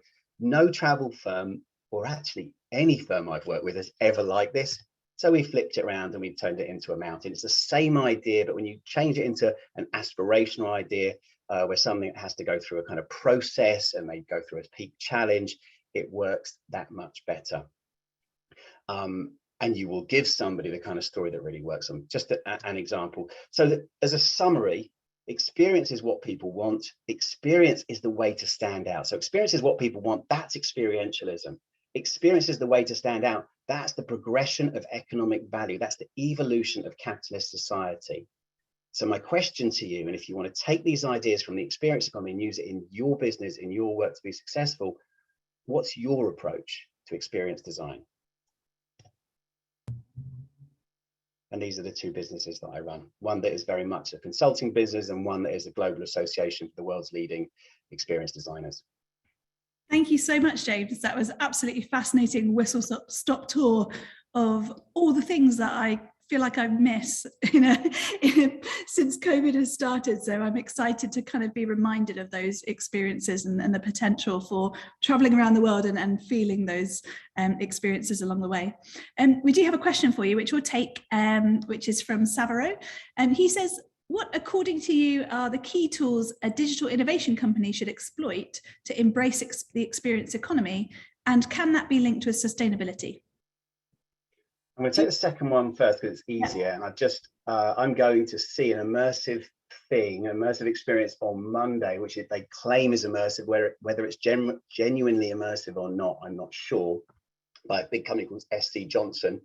And I've just received in my inbox about an hour and a half ago from Swamp Motel, which are British pioneer, but doing really well at the moment, growing. And they are doing something that is supposed to be immersive, and it will be because it's by them, that is about changing people's perceptions of their ability to do something about climate change. So absolutely. Plus also it's worth saying that one of the things that we're looking at is the sustainability of experiences. And then the key tools that digital innovation companies should exploit to embrace the experience economy. The tools that I use, I mean, this is about, it's brainstorming, it's design thinking, it's playing in the area. The first step is to realize that service design is different to experience design. And once you have that place and maybe your starting point from there. I mean, the book Designing Experience is good too, by Matt Durden and Bob Rossman. They talk about design thinking, but what's the challenge that you're trying to do? You can use jobs to be done theory, which can be really useful here as well, because you can, you're designing for experience, but you're also really designing for memory. There's a lot of risks involved in experience because they're co-created. Whereas with a service, you do it for somebody. With an experience, it's co-created, so there's risk involved. And I'll bring that answer to a close because I see there's another one and you probably want to move on. Do you want me to answer the other one, or are we out of time? Let's just take one more minute, because I think we started you at a couple of minutes past as well. So I'm happy to give you the other one. So the next question is, does James think the ongoing growth of the experience economy is going to be bigger in some demographics than others? And perhaps millennials are more receptive than Gen X? What are your thoughts? Yeah, it's a really good question. Thanks, Tim. Ever since I started hawking stuffication around back in about 2011, 2012, and giving talks around that, is people often say, oh, this is for the millennials, they love this. And someone else would come and say, oh, it's for the boomers, they've got enough stuff.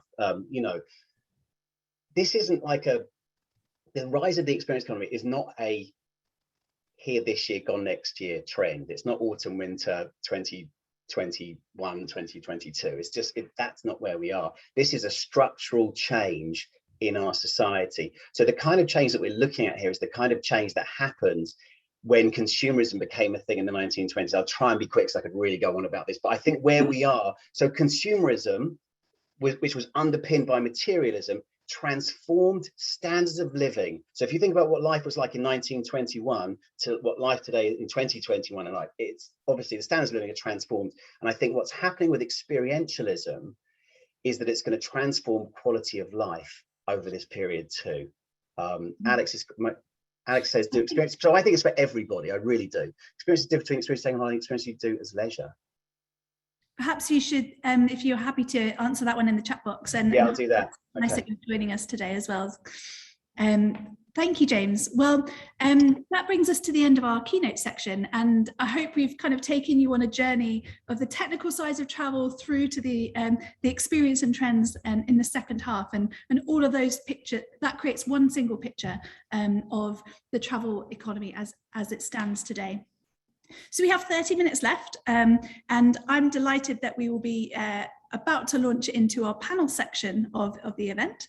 And before we do so, we'll be inviting one more poll question from my colleague who's about to bring that up onto our screens. And it's going to be asking about how Amadeus and the Trampery can help your business move better and faster. So if you could just pop your answers there as we introduce the panelists and bring them into the event. And thank you, James. We'll see you soon. So if you could have a little go on that poll. And as we enter the final 30 minutes of Rebuilding Travel, I'm really delighted to welcome Evantia Gyumba, who is Head of Amadeus for Startups, and she will be hosting the panel today. But before I do so, I'd like to extend a special thank you to Evantia for being the initial point of contact at Amadeus that has enabled this event to happen.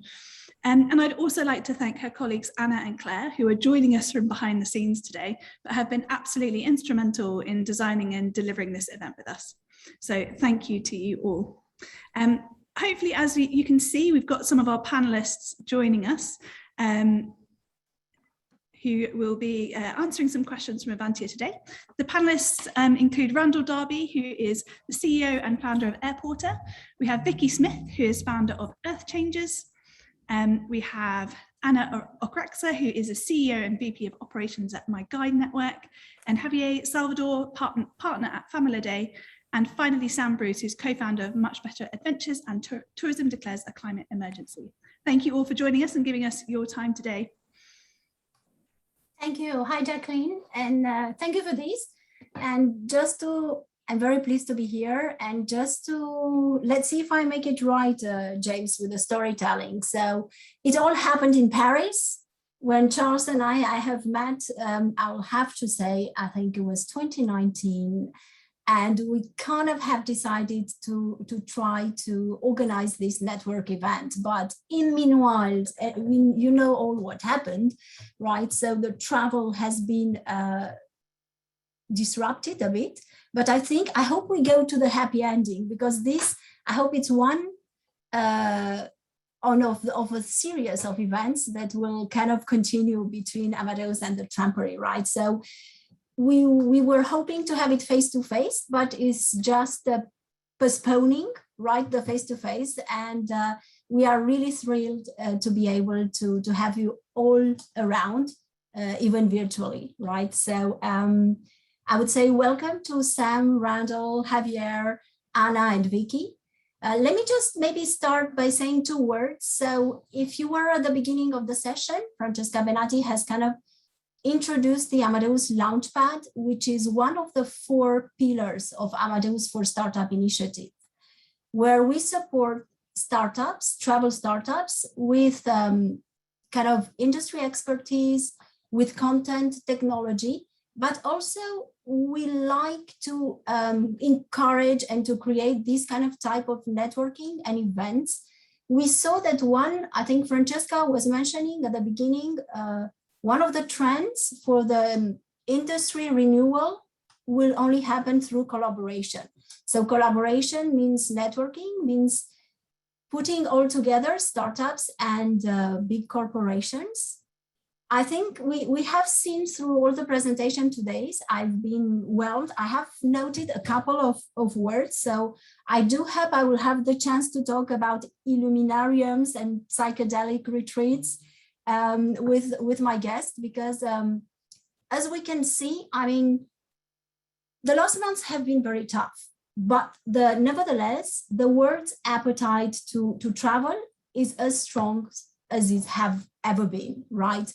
So I've seen there's some nostalgia from the old normal, but there's also the pandemic has accelerated and maybe created new trends and new behaviors from the travelers.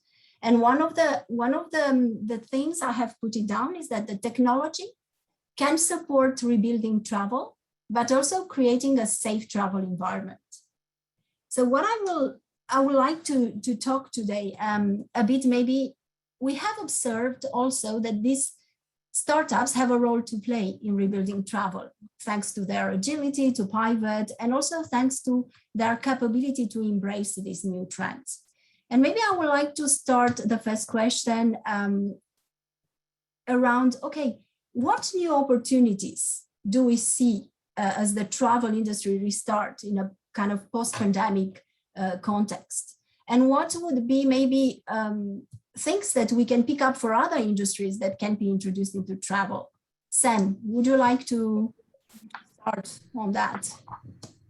Yeah, sure. Thank you. Thank you to the Trampery and Amadeus for having me on. It's been a really interesting event.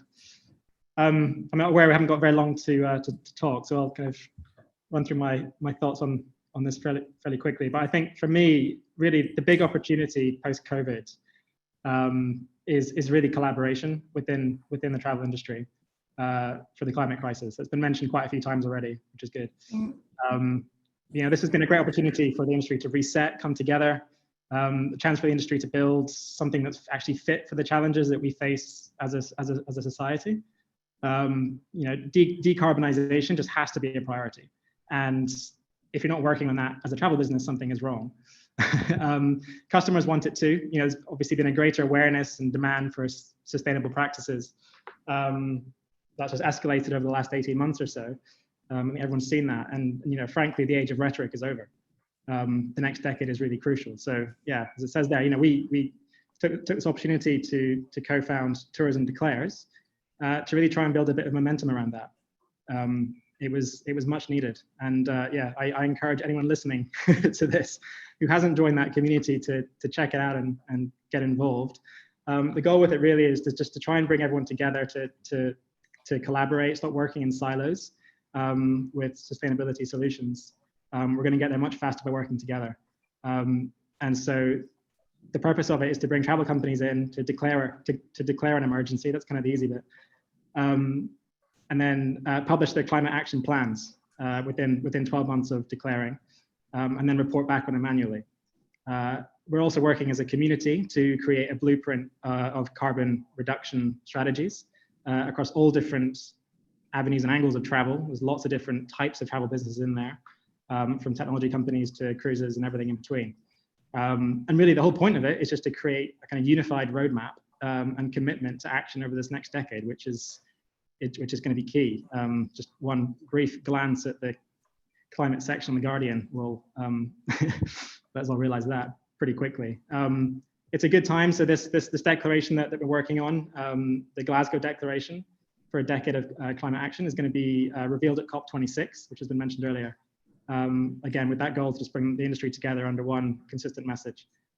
So I think, yeah, collaborations like this, and that's one, that's climate. But I think collaborations like that are really exciting. It's a chance for SMEs to come together and learn off each other, large companies to learn off smaller companies, and so on. So yeah, I think that's probably for me the greatest opportunity. Yeah, thank you, Sam. And I remembered that Janie mentioned Much Better Adventures, right, at some point when she was talking about carbon labeling. And yeah, thank you for introducing that topic, because so one of the new tools that I think, Jenny was mentioning was climate emergency, carbon labeling. And I would like also kind of to ask Vicky, do you see anything? I mean, what are the changes that do you see in our industry in regards to these new trends? Well, I'll certainly concur with Sam on climate.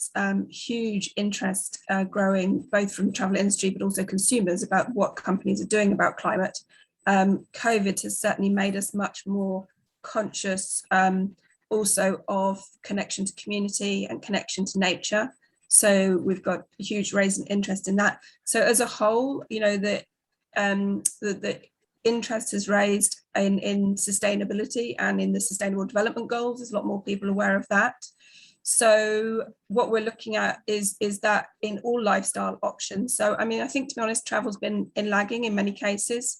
If we look at how trends are changed in our lifestyles, it's more organic, plastic free, switching our energy. It is things like, sustainable fashion. Sustainability is coming into all of our consumer choices. And in many ways, travel is kind of the last bastion of choices in some ways, because consumers haven't wanted to think about sustainability with regards to holidays in the past. And it also is very complex in travel. So if we think about all those elements, it's, things like design, construction, it's food, it's how people are paid, it's energy, it's water, it's waste.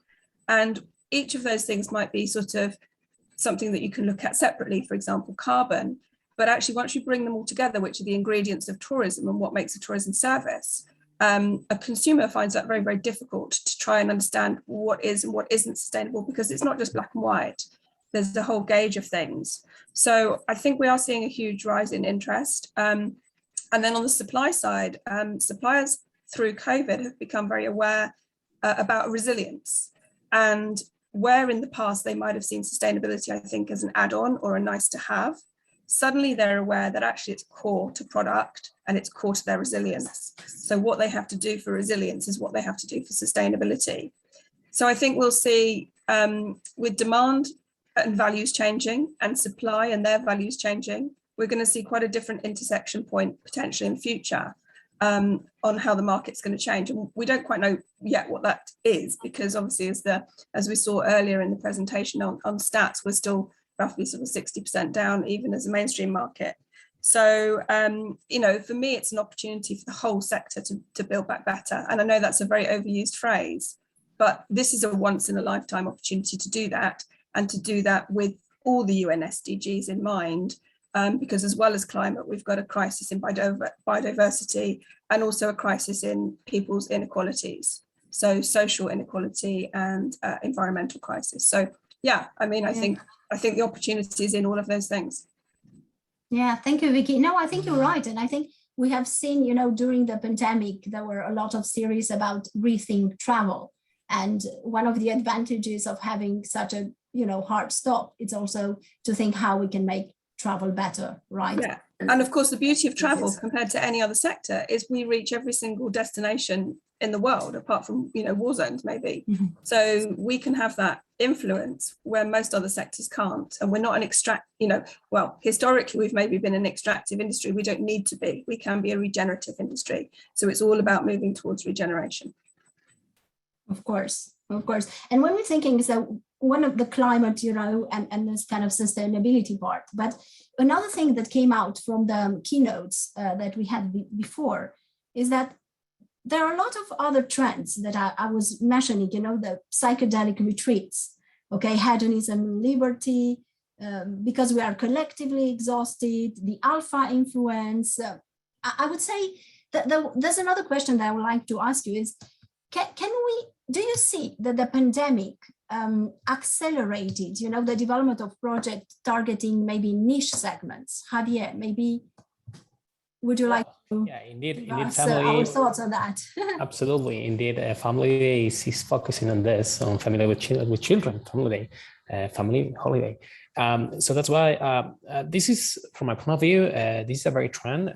There are many business models that are focusing on high segmentation and specialization, because with that, they can like deliver customized services or experiences according to our colleague. But this is idea, no? That we're working on family with children because some time ago we saw an opportunity, because there were many families here in Spain where I work, our main market. We have more than 8 million of households with children in Spain. So, and there was not any solution for them when they were looking for holidays or looking for how to spend my day off, or, you know, my go to restaurant or anything. So we think, and according to our first steps, we are having a huge and good feedback, and families are demanding this. But there is also an opportunity for other segments, like, for example, seniors. That's something that I'm all the time telling people, no? What about the silver economy? What about the seniors?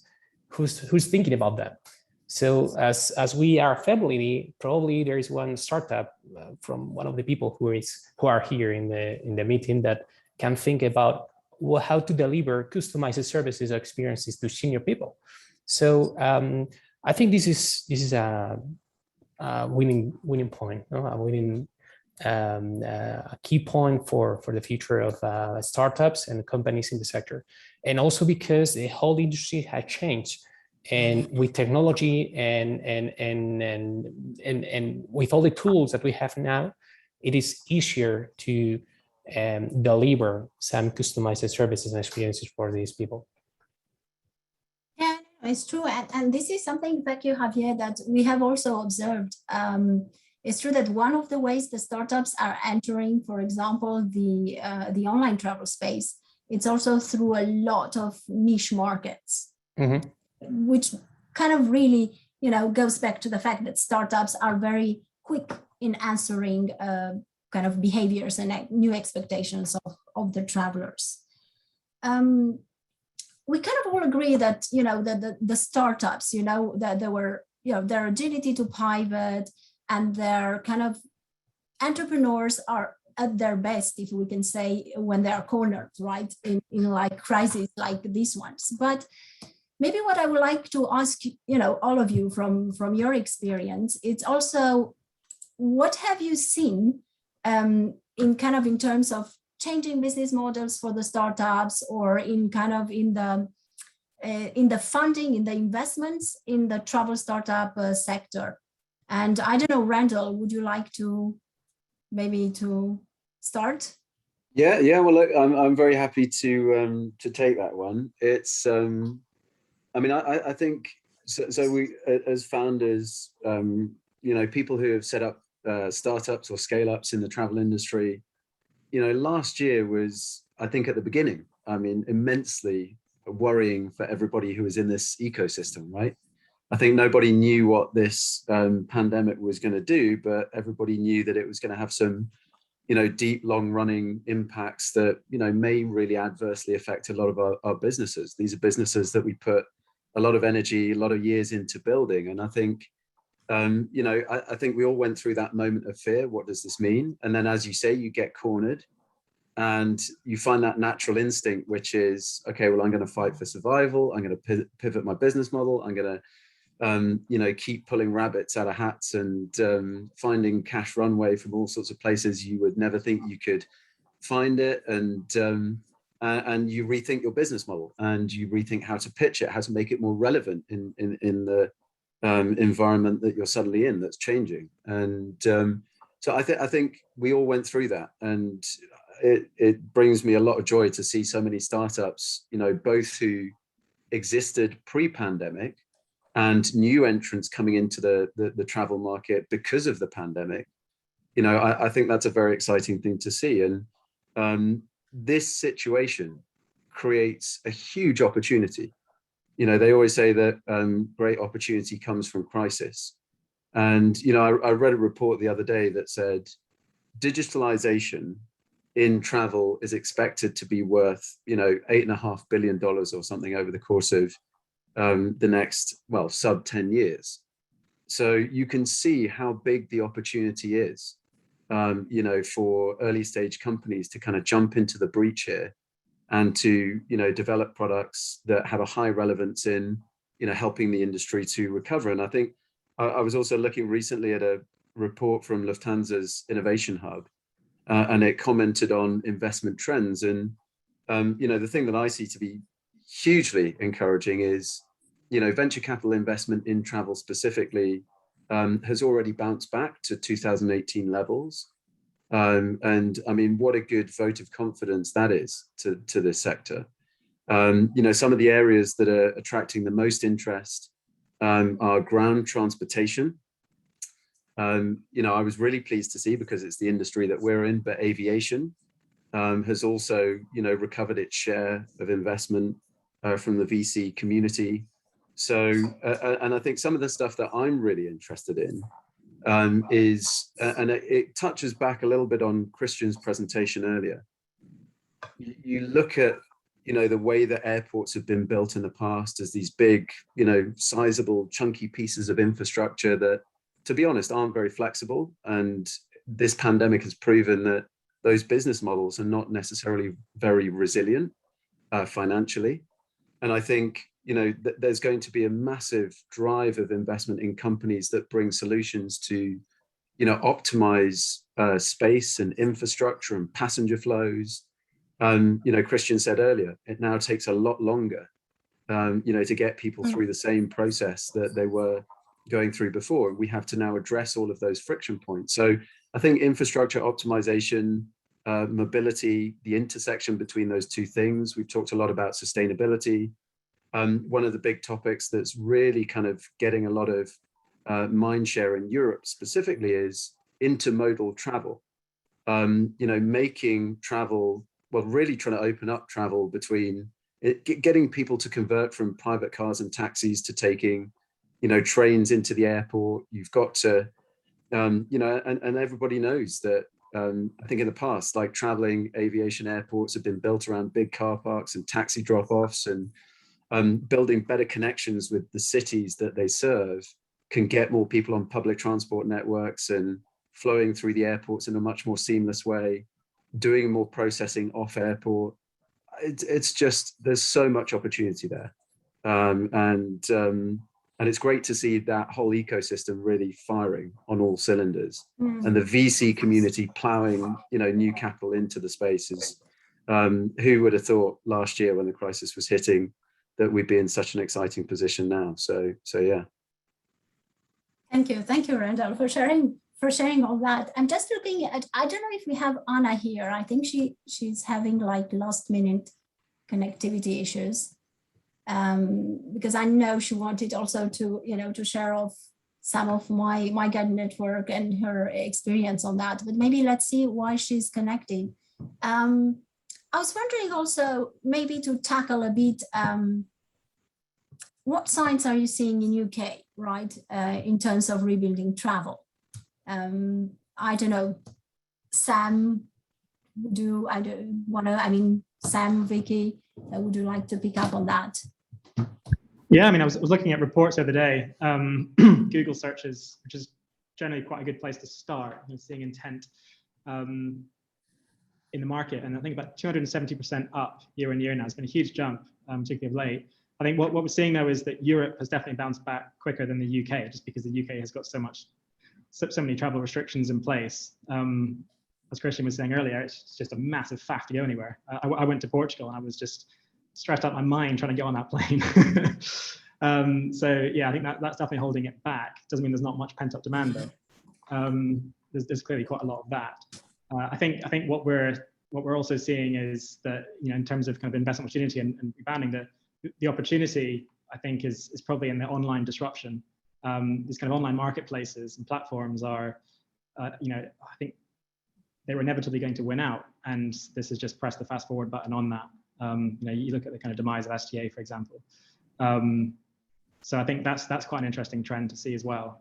And then within our sector, so adventure, a massive growth there is people just want to reconnect with nature and do the adventures that they have been, umming and eyeing about for years, and the pandemic sort of has pushed them over the line. So we're seeing some really good growth, not just on 2020, but on 2019 now.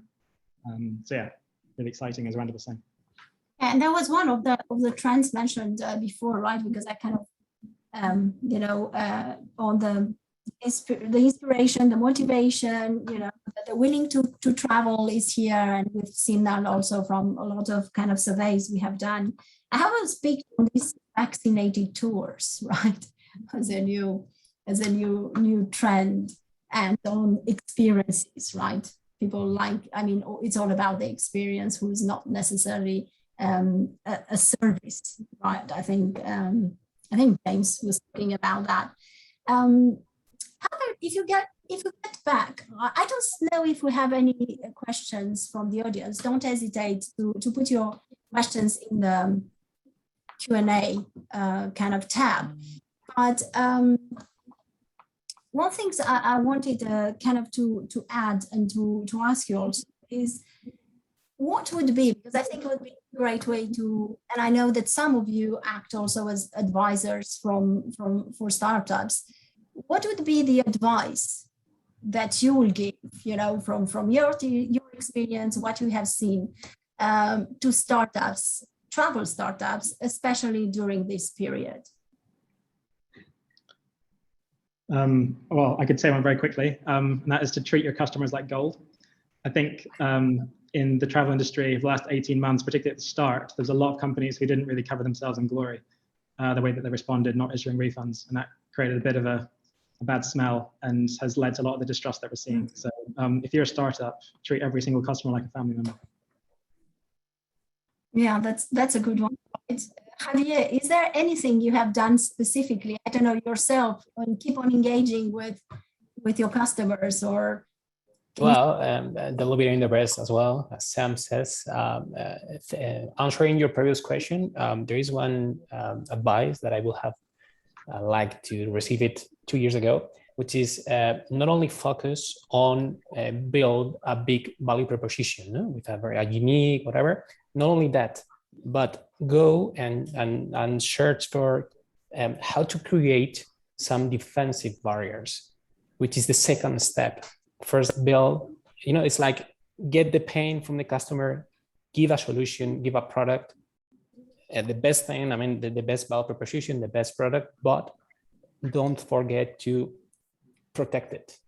So this is the second step. And that's something that most part of the investors that I've spoken to, they ask me, it's okay, I like your product. Family Day, quite unique, exclusive. Not many people do the same. How are you going to protected from Booking or any other company, to create the same if they want to. And that's the best advice that I got from the investors, and that's something that I'm trying to think about it every single day when I work, is I'm thinking about the future and how to progressively to create this. Okay, very good advice. I think we're about to close, but maybe if someone else wants to kind of the last words, because I think it's interesting for all of you. You've been confronted with so many from your experience, from what have you seen. This is always, I think, one of the favorite moments in this kind of events. So if you have something to share, from your experience, any advice you would like to give to all the travel startups that are entering, at this challenging time, the travel space? I would say keep costs low. Yeah, well, I mean that don't get in debt too easily. That's a pretty challenging time. That is a very smart and simple one, and I think it's something that everybody who's a founder starting a company right now, keep yourself super lean, keep yourself super flexible, because you don't know what's going to happen in 6 months' time. So prepare yourself for that, and I think that's really good advice from Vicky. And as a sole founder, I'd also say get comfortable with insecurity. That's one of the hardest things, psychologically.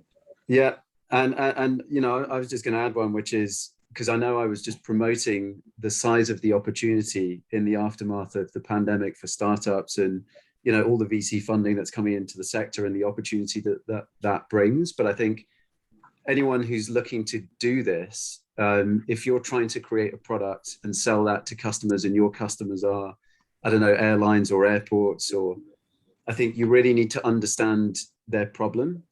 And you also need to sympathize with the fact that, they've just been through, the biggest crisis I think they've ever faced. And so have an expectation that you might have a fantastic product or a fantastic idea, but things aren't always going to move very quickly for you at the other side of that interface, because, if you're an airline, you're still trying to rebuild, your core business. So as startups, think about how you can minimize the barriers for those partners, those customers to work with you, to connect to your product. Everybody ought to come up with a business model that says, I can get you a proof of concept and it's minimal effort, and you don't need to do any integration work because I know you don't have the money to finance that. And, that's how people really need to be thinking. If you want to get traction with a product in a post-pandemic world with some of those types of customers, you really have to think about how to minimize the requirements for them, because it's tough, but full of opportunity. Okay. And I'd also say stay human. Keep that empathy and compassion that Randall's just mentioned. For me, travel had got to a point where, and part of the reason I started my startup is, yes, technology can be an enabler, but technology isn't the be all and end all. And the reason we love travel is, going back to James's presentation, it's experiential. And in order to, connect with community, connect with conservation, connect with the places and people that we love, and that's why we travel, it's a human experience. So make sure that we keep that human connection. Of course. Yeah, Thank you very much. Yeah. Sorry, I was going to say, I think there's a really good point. Yeah, go ahead, Sam. I would just add that having a very strong purpose certainly helps you get through the hard times, and there's going to be lots of them. So having a bigger purpose than just making money definitely helps. And good luck. Yeah, no, it's very interesting. Thank you all of you for sharing all that. If I would try to sum up, it's like, I would say technology is great, but take into the perspective, okay, the empathic, right, experts, your empathy, understand the customer on the other side. Seamless integration, because everybody is challenged at the same time, okay? Protect also, so think about the size of the business, but be also ready, I would say, to pivot, because what we have seen at the beginning of the presentations of Francesca, she was talking about the volatility of the trends. So we have seen today, again, Janie shared with us a lot of trends, very interesting trends, but we also understand that some of these trends, what is important maybe to understand is what are the trends temporary trends and what are the big trends that are here to stay. And these are the ones you need to focus on. I'm looking at the time. I know that it's 6:05. Jacqueline is very nice to us and willing us to give us a bit more time. I would like to thank you very much. I would like to say to the audience, please keep putting your questions. I will maybe pick one from the audience because I see there are kind of a couple of them. Ooh. Can you guys have an idea for low development technology countries such as Vietnam? Will any of you would like to answer to that one? I would say there's loads of free tools out there. I mean, look, I've bootstrapped for nearly 5 years now, and it is a massive challenge. It requires a lot of work. It requires a lot of sacrifice, but it's entirely possible. I mean, I've got a sustainable tourism site that's probably in the top 10 sustainable tourism sites. It's not where I necessarily want it to be. I haven't got the funding I necessarily want yet, but you know, it can certainly get you a long way. Thank you, Vicky. Please continue on pushing your questions. You can also go to the Trampery, or you can go to Amadeus Launchpad. There's a form. You can keep on reaching out to us. I would like to thank you, our guests, for taking the time and answer our questions. What I would hope for, and maybe Jacqueline will conclude afterwards, that we will all be able to meet face to face, maybe somewhere not very late in November, and continue these discussions face to face, which I think that we'll all very much appreciate it. Thank you again, and I'll give the floor back to Jacqueline.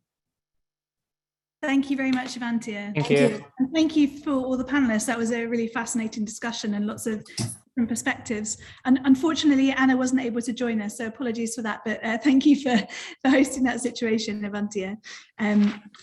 Well, so that brings our content to a close for today. We've completed our panel and all of our keynote speakers, and we hope that you have enjoyed all of the content that we've put on stage for you. We encourage you to continue to connect with us, and we, as Avantia mentioned earlier, we're delighted to invite you to a follow-up networking reception, which we hope will take place as a fringe event to WTM in November. It will be COVID allowing, so information will be confirmed when we know. But we hope to host some networking drinks on the rooftop of our Trampery Republic space on the 2nd of November. So keep your eyes and ears open for that, and we hope that you'll be able to join us there.